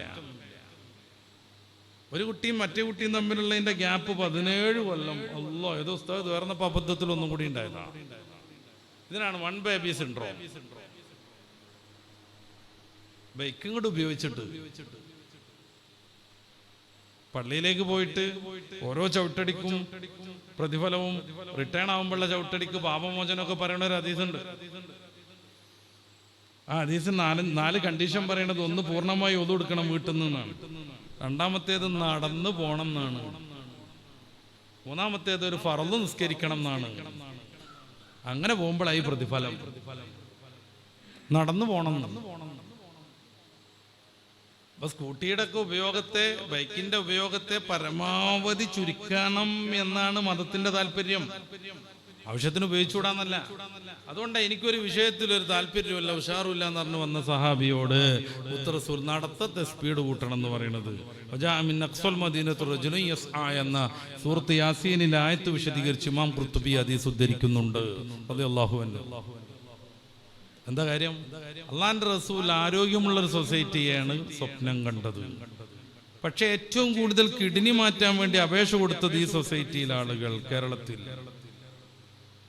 ഇത് മാറിയേ പറ്റുള്ളൂ. നമ്മുടെ ഈ പല ബൾബുകളിലൊക്കെ വരുന്ന, ഞാനീ പറഞ്ഞ സംഭവം 1 ഗ്രാമിന്റെ 100-ലൊരംശം ഉള്ളിലെത്തിക്കഴിഞ്ഞാൽ കിഡ്നിക്ക് ബാധിക്കുമെന്നാണ് ശാസ്ത്രീയമായ കണക്ക്. ഇതാണ് കുട്ടികൾ ചെറിയ തേച്ച് പോണത്. ഇത് എങ്ങോട്ടാ പോണത്? പിന്നെ അവർ ചെറിയ ബാഗ് ഉണ്ടാവും, എന്തിന്? ആ സാധനം അതിലിട്ടിട്ടുണ്ടാവും. അതെന്തിനാണെന്നറിയോ? ഇടയ്ക്ക് വെള്ളം കുടിക്കുക അല്ലെങ്കിൽ ഭക്ഷണം കഴിക്കുകയൊക്കെ ചെയ്താൽ കുറയാണ്ട് പോയിട്ടുണ്ടാവും. പിന്നെ അവിടെ 2 കളറായി. കാരണം ചുണ്ടിന്റെ പഴയ കറുപ്പും ഇപ്പൊ തേച്ച ചുവപ്പും രണ്ടും കൂടി ഇങ്ങനെ ഉണ്ടാവും. അപ്പൊ ഈ പഴയ വീടിനൊക്കെ ഉണ്ടായിരുന്നു അടിക്ക് ഒരു കറുപ്പടിക്കല്, മേലക്ക് വേറെ കളറും. അതേമാതിരി തോന്നും. അത് വരരുത് എഴുതിയിട്ട് വെറുതെ മൊബൈൽ എടുക്കും, ഈ ബാഗിൽ നിന്ന് അത് തുറന്നിട്ട് പിന്നെ അങ്ങനെ ഫില്ല് ചെയ്യും. എവിടൊക്കെയാണ് പറഞ്ഞു വയ്ക്കുന്നത് അവിടൊക്കെ ഫില്ല് ചെയ്യും. ഇത് എങ്ങോട്ടാ പോണത്? ചാടിക്കുമ്പോ എങ്ങോട്ടാ പോണത്? റസൂലുള്ളാഹി സ്വല്ലല്ലാഹു അലൈഹി വസല്ലം തങ്ങൾ ഇതിനെല്ലാം സ്വപ്നം കണ്ടത്. ഡ്രസ് കോഡ് മുതൽ നമ്മുടെ കുട്ടികളെ ചെറുപ്പം മുതൽ സംസ്കരിച്ച് വളർത്താനും നന്മ കൽപ്പിക്കാനും തിന്മ വിരോധിക്കാനും കഴിയാത്തൊരു തലമുറയായി നമ്മൾ മാറുന്നു. രക്ഷിതാക്കൾ മാറിയിരിക്കുന്നു. അതാണ് ഈ സമൂഹത്തിന്റെ ഏറ്റവും വലിയൊരു അബദ്ധം. മഹാനായ മൂസാ നബി അലൈഹി സ്വലാത്തു വസ്സലാം സ്വന്തം വേദത്തിൽ നിന്ന് നമ്മളെ കാണുന്നത് നന്മ കൽപ്പിക്കുന്നവരും തിന്മ വിരോധിക്കുന്നവരുമായിട്ടാണ്. അള്ളാന്റെ റസൂലിന്റെ 1500-ാം ജന്മവാർഷികത്തിന് ആഘോഷിക്കാൻ തയ്യാറെടുക്കണം നമ്മൾ. ഏറ്റവും നല്ലൊരു പ്രതിജ്ഞ എടുക്കേണ്ടത് അതാണെന്ന് എനിക്ക് തോന്നുന്നു. നല്ലത് പറഞ്ഞു കൊടുക്കുക, തീയത് വിരോധിക്കുക. അത് നമ്മുടെ ജീവിതത്തിലേക്കും കൊണ്ടുവരും. നമ്മൾ പറഞ്ഞു കൊടുക്കുമ്പോൾ ചിലപ്പോൾ അവർ നിഷേധിച്ചേക്കും, എന്നാലും നമ്മുടെ പ്രതിഫലം ഉറപ്പായി. മിക്കവാറും അവരത് സ്വീകരിക്കും, നമ്മുടെ രീതി ശരിയാണെന്നുണ്ടെങ്കിൽ. ആദ്യം കാണുന്ന ചെറുപ്പക്കാരിൽ നിന്നൊക്കെ വല്ല ഫാൾട്ടും കണ്ടാൽ ഞാൻ അപ്പം പറഞ്ഞു കൊടുക്കാറുണ്ട്. ജീവിതത്തിൽ ഇതുവരെ ഞാൻ മുത്തല്ലിമായ കാലം മുതൽ സൂക്ഷിക്കുന്ന ഒരു സ്വഭാവമാണിത്. ഞാൻ എന്നുള്ള കഥാപാത്രത്തെ അതൊന്ന് മാറ്റി വെക്കുക. നിങ്ങൾ സതുദ്ദേശത്തോടെയാണ് ഞാൻ പറയുന്നത്. ജീവിതത്തിൽ ഇതുവരെ നമ്മൾ ഫ്രീക്കന്മാരെന്നൊക്കെ പറഞ്ഞ് മാറ്റി നിർത്തുന്ന ആ പയ്യന്മാർ പോലും എന്തെങ്കിലും ഒരു നന്മ അവർക്ക് വേണ്ടി പറഞ്ഞു കൊടുക്കുമ്പോൾ വിനയാന്വിതം സ്വീകരിച്ചിട്ടല്ലാതെ പോട മുസ്ലിയാരെ എന്ന് ഇതുവരെ പറഞ്ഞ അനുഭവം എനിക്കില്ല. ഇല്ല എന്ന് പറഞ്ഞാൽ 100% ഹക്കായിട്ട് പറയണം. ഞാൻ ഒരിക്കലും നമ്മൾ ബന്ധപ്പെടരുതെന്ന് ഔദ്യോഗികമായി കാലിമാര് വരെ പറഞ്ഞ ചെറുപ്പക്കാരനോട് പോലും അവന്റെ ബേക്കിൽ ഇരുന്ന് കാലേരുടെ ഓഫീസിലേക്ക് പോയ അനുഭവം ഉണ്ട് എനിക്ക്. അയാൾ ആകെ ബോധം കെടാനായി. കാരണം അത്രക്ക് വെറുത്ത് ദീനുമായിട്ടൊരു ബന്ധമില്ലാത്ത ചെറുപ്പക്കാരനാണ്. അവരുടെ ഉള്ളിൻ്റെ ഉള്ളിൽ ഒരു തേങ്ങലുണ്ട്, ഒരാളനുണ്ട്. ആ തൊപ്പിയൊക്കെ പറഞ്ഞിട്ടിട്ടില്ല നിങ്ങൾ നന്നാവണമെന്നുണ്ട്, എൻ്റെ പാനെ കാണണമെന്നുണ്ട് എന്നൊക്കെ. ഉള്ളിൻ്റെ ഉള്ളിൽ ഒരു കനൽ എരിഞ്ഞുകൊണ്ടിരിക്കുന്നുണ്ട്. അത് ഊതിക്കാച്ചാൻ ഒരു പിതാവ് വേണം. ആ ഒരൊറ്റ കാര്യം മതി. ജീവിതകാലം മുഴുവൻ നമുക്ക് വേണ്ടി അവർ ദുആ ചെയ്യാൻ മറന്നു പോകരുത്. എല്ലാവരും ആ ബാധ്യസ്ഥരാണ്. ഉസ്താദുമാർ അവരുടേതായ ലെവലിൽ, വാപ്പമാർ അവരുടേത്, യുവാക്കൾ അവരുടേത്. ഒരു യുവാവാവുന്ന ചെറുപ്പക്കാരൻ നിസ്കാരത്തിന് വേണ്ടി ഓരോരുത്തരെ വിളിച്ചാൽ അത്രയ്ക്ക് എഫക്റ്റീവായിട്ട് നാട്ടിലെ ഖത്തീബിന് പോലും വിളിക്കാൻ കഴിയൂല. ഒരു ഡോക്ടറായ ആൾ ദീനിന്റെ ഒരു പ്രവർത്തനം നടത്തിയാൽ അത് സ്വാധീനിക്കുന്ന അത്ര ഒരു ഉസ്താദ് 2 മണിക്കൂർ വാഴെന്ന് പറഞ്ഞാലും ശരിയാവില്ല. ഞാൻ അറിയുന്ന ഒരു ഡോക്ടറുണ്ട്. അയാളുടെ അടുത്തേക്ക് ചികിത്സയ്ക്ക് വേണ്ടി സ്ത്രീകൾ വരും. കണ്ണ് നോക്കേണ്ടി വരും, ബ്ലഡ് എത്ര ഉണ്ട് നോക്കാൻ, ഹീമോഗ്ലോബിൻ പറ്റ താന്നിക്കണോ നോക്കാൻ. സ്വാഭാവികമായും കണ്ണിങ്ങനെ കവളിൻ്റെ അവിടെ വെച്ചിട്ട് ഇങ്ങനെ അമർത്തി പിടിക്കും. ഒരു സ്ത്രീയെ പോലും ആ ഡോക്ടർ അങ്ങനെ ചെയ്യാറില്ല. ചെറുപ്പക്കാരൻ ആ പെണ്ണിനോട് കണ്ണിൻ്റെ പുരികം താഴ്ത്താൻ പറയും. ആ പെണ്ണെന്നെ താഴ്ത്തി കൊടുക്കും. ഒന്നുകൂടെ അമർത്തി വലിക്കാൻ പറയും. അപ്പോൾ ഇങ്ങനെ അമർത്തി വലിക്കും.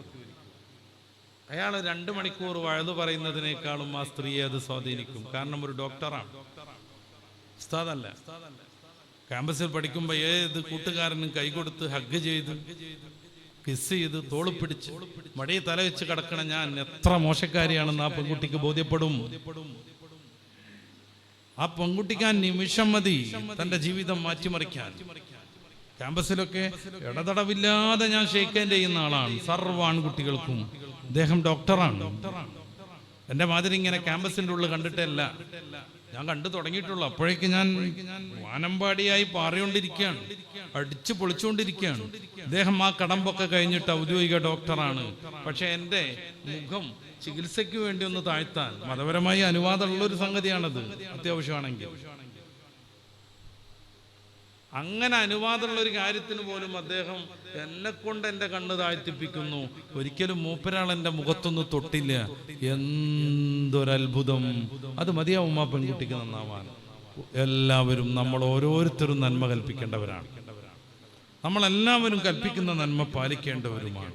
മുത്തറസൂൽ സല്ലല്ലാഹു അലൈഹി വസല്ലം തങ്ങളുടെ ഉമ്മത്തിനെ കുറിച്ച് മൂസാ നബിയുടെ തൗറാത്തിലുള്ള മറ്റൊരു വിശേഷണം ഇതാണ്. ഞാൻ അവസാനിപ്പിക്കാൻ പോവുകയാണ്. അള്ളാന്റെ റസൂലിനെ കുറിച്ച് പറഞ്ഞാൽ എവിടെയും വഖഫിലെത്തൊന്നുമില്ല.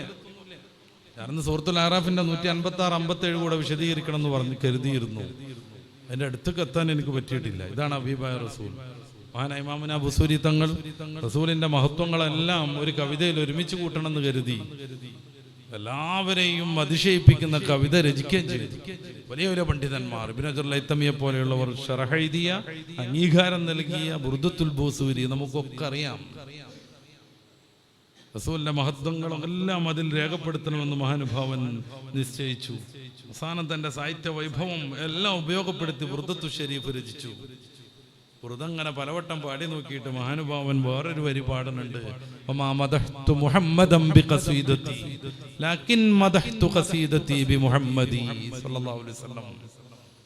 ഞാൻ എൻ്റെ ഈ കവിതാ സമാഹാരത്തിൽ മുത്തറസൂലിനെ മദ്ഹ് ചെയ്തില്ല, പുകഴ്ത്തിയില്ല. അതിനെനിക്ക് സാധിച്ചില്ല. പക്ഷേ മുത്തറസൂലിന്റെ കവിതയുടെ പ്രമായമായപ്പോ എന്റെ കവിത വിശുദ്ധമായി.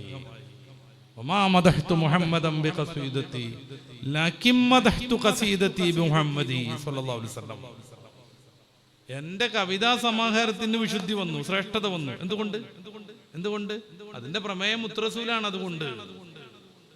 അതുകൊണ്ട് ഇന്ന് നമ്മുടെ മീലാദ് ആഘോഷത്തിന്റെ സംഘടനാപരമായും നമ്മുടെ സ്ഥാപനത്തിലും മദ്രസിലും പള്ളിയിലൊക്കെ ഉള്ള മീലാദ് ആഘോഷത്തിന്റെ ഒരു മുന്നൊരുക്കാണ്. ഞാൻ അവസാനിപ്പിക്കുകയാണ്. ഹബീബായ റസൂലിന്റെ സ്വഭാവത്തിലേക്ക് നമ്മൾ ഉയരുക. പരിശുദ്ധ ദീനിന് മറ്റെന്തിനേക്കാളും പ്രാധാന്യം കൊടുക്കുക.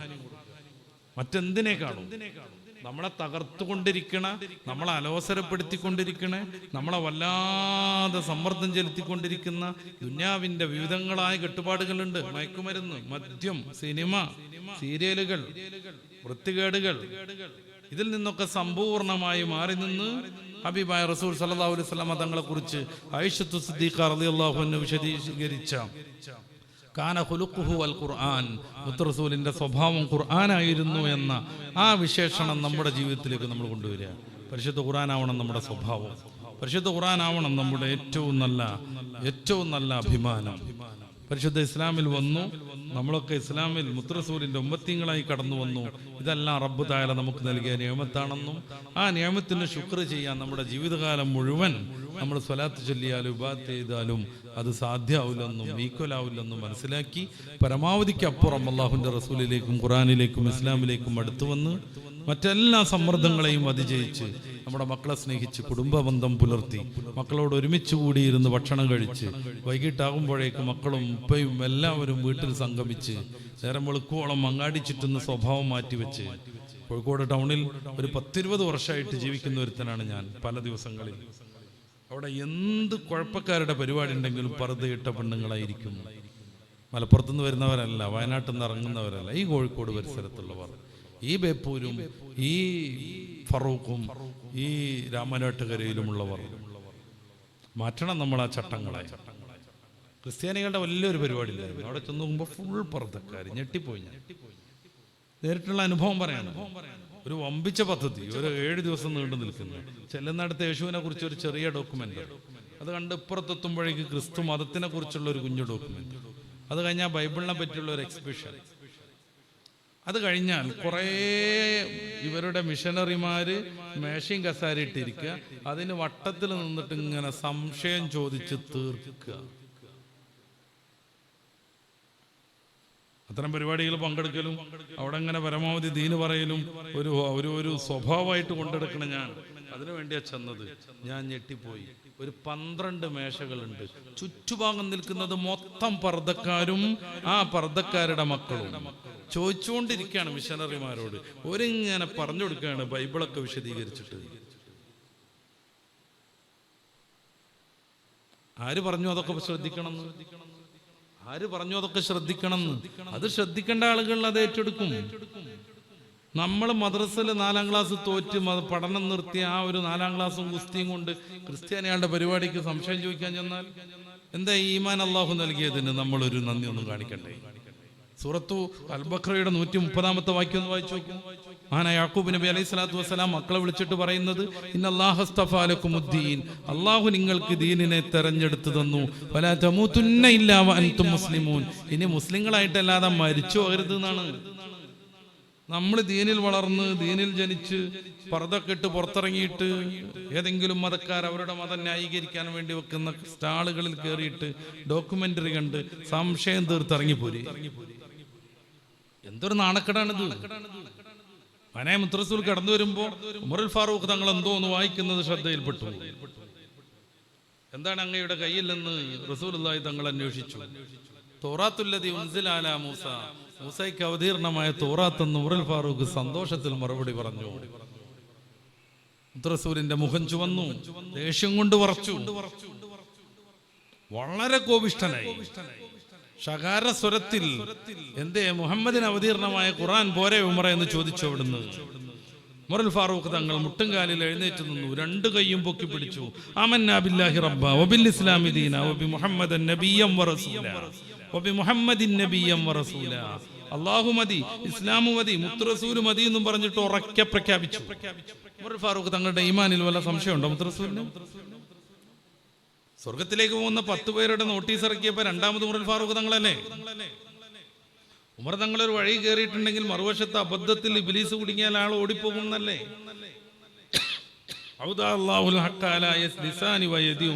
ഉമറുൽ ഫാറൂഖിന്റെ നാവിലും കയ്യിലും അള്ളാഹു സത്യം നിക്ഷേപിച്ചു എന്നല്ലേ? ഉമർ, എന്റെ ശേഷം ഒരു നബി ഉണ്ടാവുമായിരുന്നെങ്കിൽ അത് ഉമറുൽ ഫാറൂഖ് തങ്ങളാണെന്നല്ലേ? മുത്തറസൂൽ ഇത്രമേൽ പുകഴ്ത്തിയ ഉമറുൽ ഫാറൂഖ് തങ്ങളുടെ ഈമാൻ തൗറാത്ത് വായിക്കുമ്പത്തിന് പോകുന്ന എഴുതിയിട്ടാണോ ഇത്രമേൽ അള്ളാന്റെ റസൂൽ രൂക്ഷമായി ഇടപെട്ടത്? അല്ല, നമ്മളെപ്പോലത്തെ മടയന്മാർ നമ്മളെപ്പോലെയുള്ള ഫറൂഖിലെയും രാമനാട്ടുകരയിലെയും പെരുമുഖത്തെയും ആണുങ്ങളും പെണ്ണുങ്ങളും ക്രിസ്ത്യാനികൾ അവരുടെ മതം പ്രചരിപ്പിക്കാൻ വേണ്ടി സംഘടിപ്പിക്കുന്ന വേദിയിൽ പോയി അഴിഞ്ഞാടുന്നത് തടയാൻ വേണ്ടിയിട്ട്. ഉമർ ഫാറൂഖിന്റെ ഈമാനൊന്നും പറ്റൂല. ഓർ മരിക്കാൻ കാത്തിരിക്കുകയാണ്, സ്വർഗത്തിലേക്ക് എത്തും.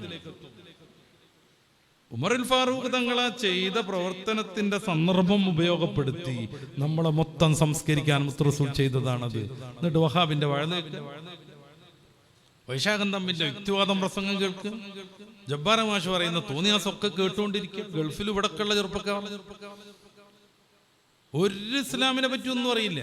ഇത് മാത്രം കേട്ടിട്ട് ആട്ടോ ഇതല്ല ശരിയെന്ന് ആര് പറഞ്ഞു? മൂപ്പരെന്നെ പറഞ്ഞു. കോയാക്കാന്റെ ചായ അടിപൊളിയാന്ന് പറഞ്ഞത്. കോയാക്കാന്റെ ചായ അടിപൊളിയാണ്. ആരെ പറഞ്ഞു? കോയാക്കന്നെ എന്ന് പറയുന്ന ഒരു മാതിരിയല്ലേ ഇപ്പൊ. ചായ അടിപൊളിയാന്ന് പറയുന്നത് കോയാക്കന്നെ, അല്ലാതെ വേറെ എവിഡൻസ് ഒന്നുമില്ല, കുടിച്ച തെളിവില്ല. മൂപ്പരാൾ പറയാം ഞാൻ തിരക്കടില്ല, കാര്യം 4ാം ക്ലാസ് വരെ മദ്രസ പോയിക്കണെന്നാണ്. ഈമാൻ പോയി പോകും. ഉമർ ഫാറൂഖ് തങ്ങളുടെ സംഭവം ബുഖാരി ഷരീഫിന്റെ പ്രസിദ്ധ ശറഹാവുന്ന ഫത്ഹുൽ ബാരിയുടെ അവസാനം 27ാം വാള്യത്തിന്റെ ലാസ്റ്റ് ഉദ്ധരിക്കുന്നുണ്ട്. അപ്പൊ ജീവിതത്തിൽ ശ്രദ്ധ വേണം, ആരോഗ്യം സൂക്ഷിക്കണം, മുത്തറസൂലിനെ പിന്തുടരണം, സ്വലാത്ത് വർദ്ധിപ്പിക്കണം, ഖുർആൻ ഒത്ത് നിത്യം വേണം, സുന്നത്തുകൾ വർദ്ധിപ്പിച്ചുകൊണ്ടിരിക്കണം. അങ്ങനെ ഹബീബായ നബിയുടെ സ്നേഹപ്രപഞ്ചത്തിൽ കണ്ണികളായി മാറാൻ നമുക്ക് കഴിയണം. പടച്ച റബ്ബ് തൗഫീഖ് നൽകുമാറാവട്ടെ. ഹബീബായ നബി തങ്ങളോടൊപ്പം സ്വർഗത്തിൽ ഒരുമിച്ച് കൂടാൻ അള്ളാഹു നമ്മെ അനുഗ്രഹിക്കുമാറാവട്ടെ. ഈ ഇങ്ങോട്ട് എടുത്തു വെച്ച ഓരോ ചവിട്ടടിക്കും പകരം പടച്ച റബ്ബ് നമ്മുടെ സ്വർഗത്തിലെ ദറജ ഉയർത്തുമാറാവട്ടെ. നമ്മിൽ നിന്ന് മരണപ്പെട്ട മാതാപിതാക്കൾ, ഉസ്താദുമാർ, സ്നേഹജനങ്ങൾ, സഹായികൾ, മുത്തലിങ്ങളാവുന്ന കാലം മുതൽ ഞങ്ങൾക്കൊക്കെ സഹായം ചെയ്ത സമൂഹത്തിന്റെ വിവിധ തുറയിലുള്ള ആളുകൾ, പടച്ച റബ്ബേ എല്ലാവർക്കും നീ മഗ്ഫിറത്തും മർഹമത്തും നൽകണേ തമ്പുരാനെ. ഞങ്ങളുടെ മാതാപിതാക്കളിൽ പലരും മരണപ്പെട്ടിട്ടുണ്ട്. എൻ്റെ ഉമ്മ മരിച്ചതിൻ്റെ മാസമാണ് ഈ സഫർ. അല്ലാഹുവേ അവർക്ക് എല്ലാവർക്കും നീ മഗ്ഫിറത്തും മർഹമത്തും നൽകണേ തമ്പുരാനെ. സ്വർഗത്തിൽ മുത്തറസൂലിൻ്റെ ചാര ഒരുമിച്ച് കൂട്ടണേ റഹ്മാനെ. ഞങ്ങളാവാൻ കഠിനാധ്വാനം ചെയ്ത അവർക്ക് അവരുടെ ഓരോ ശ്രമത്തിനും നീ പ്രതിഫലം നൽകണേ റഹ്മാൻ.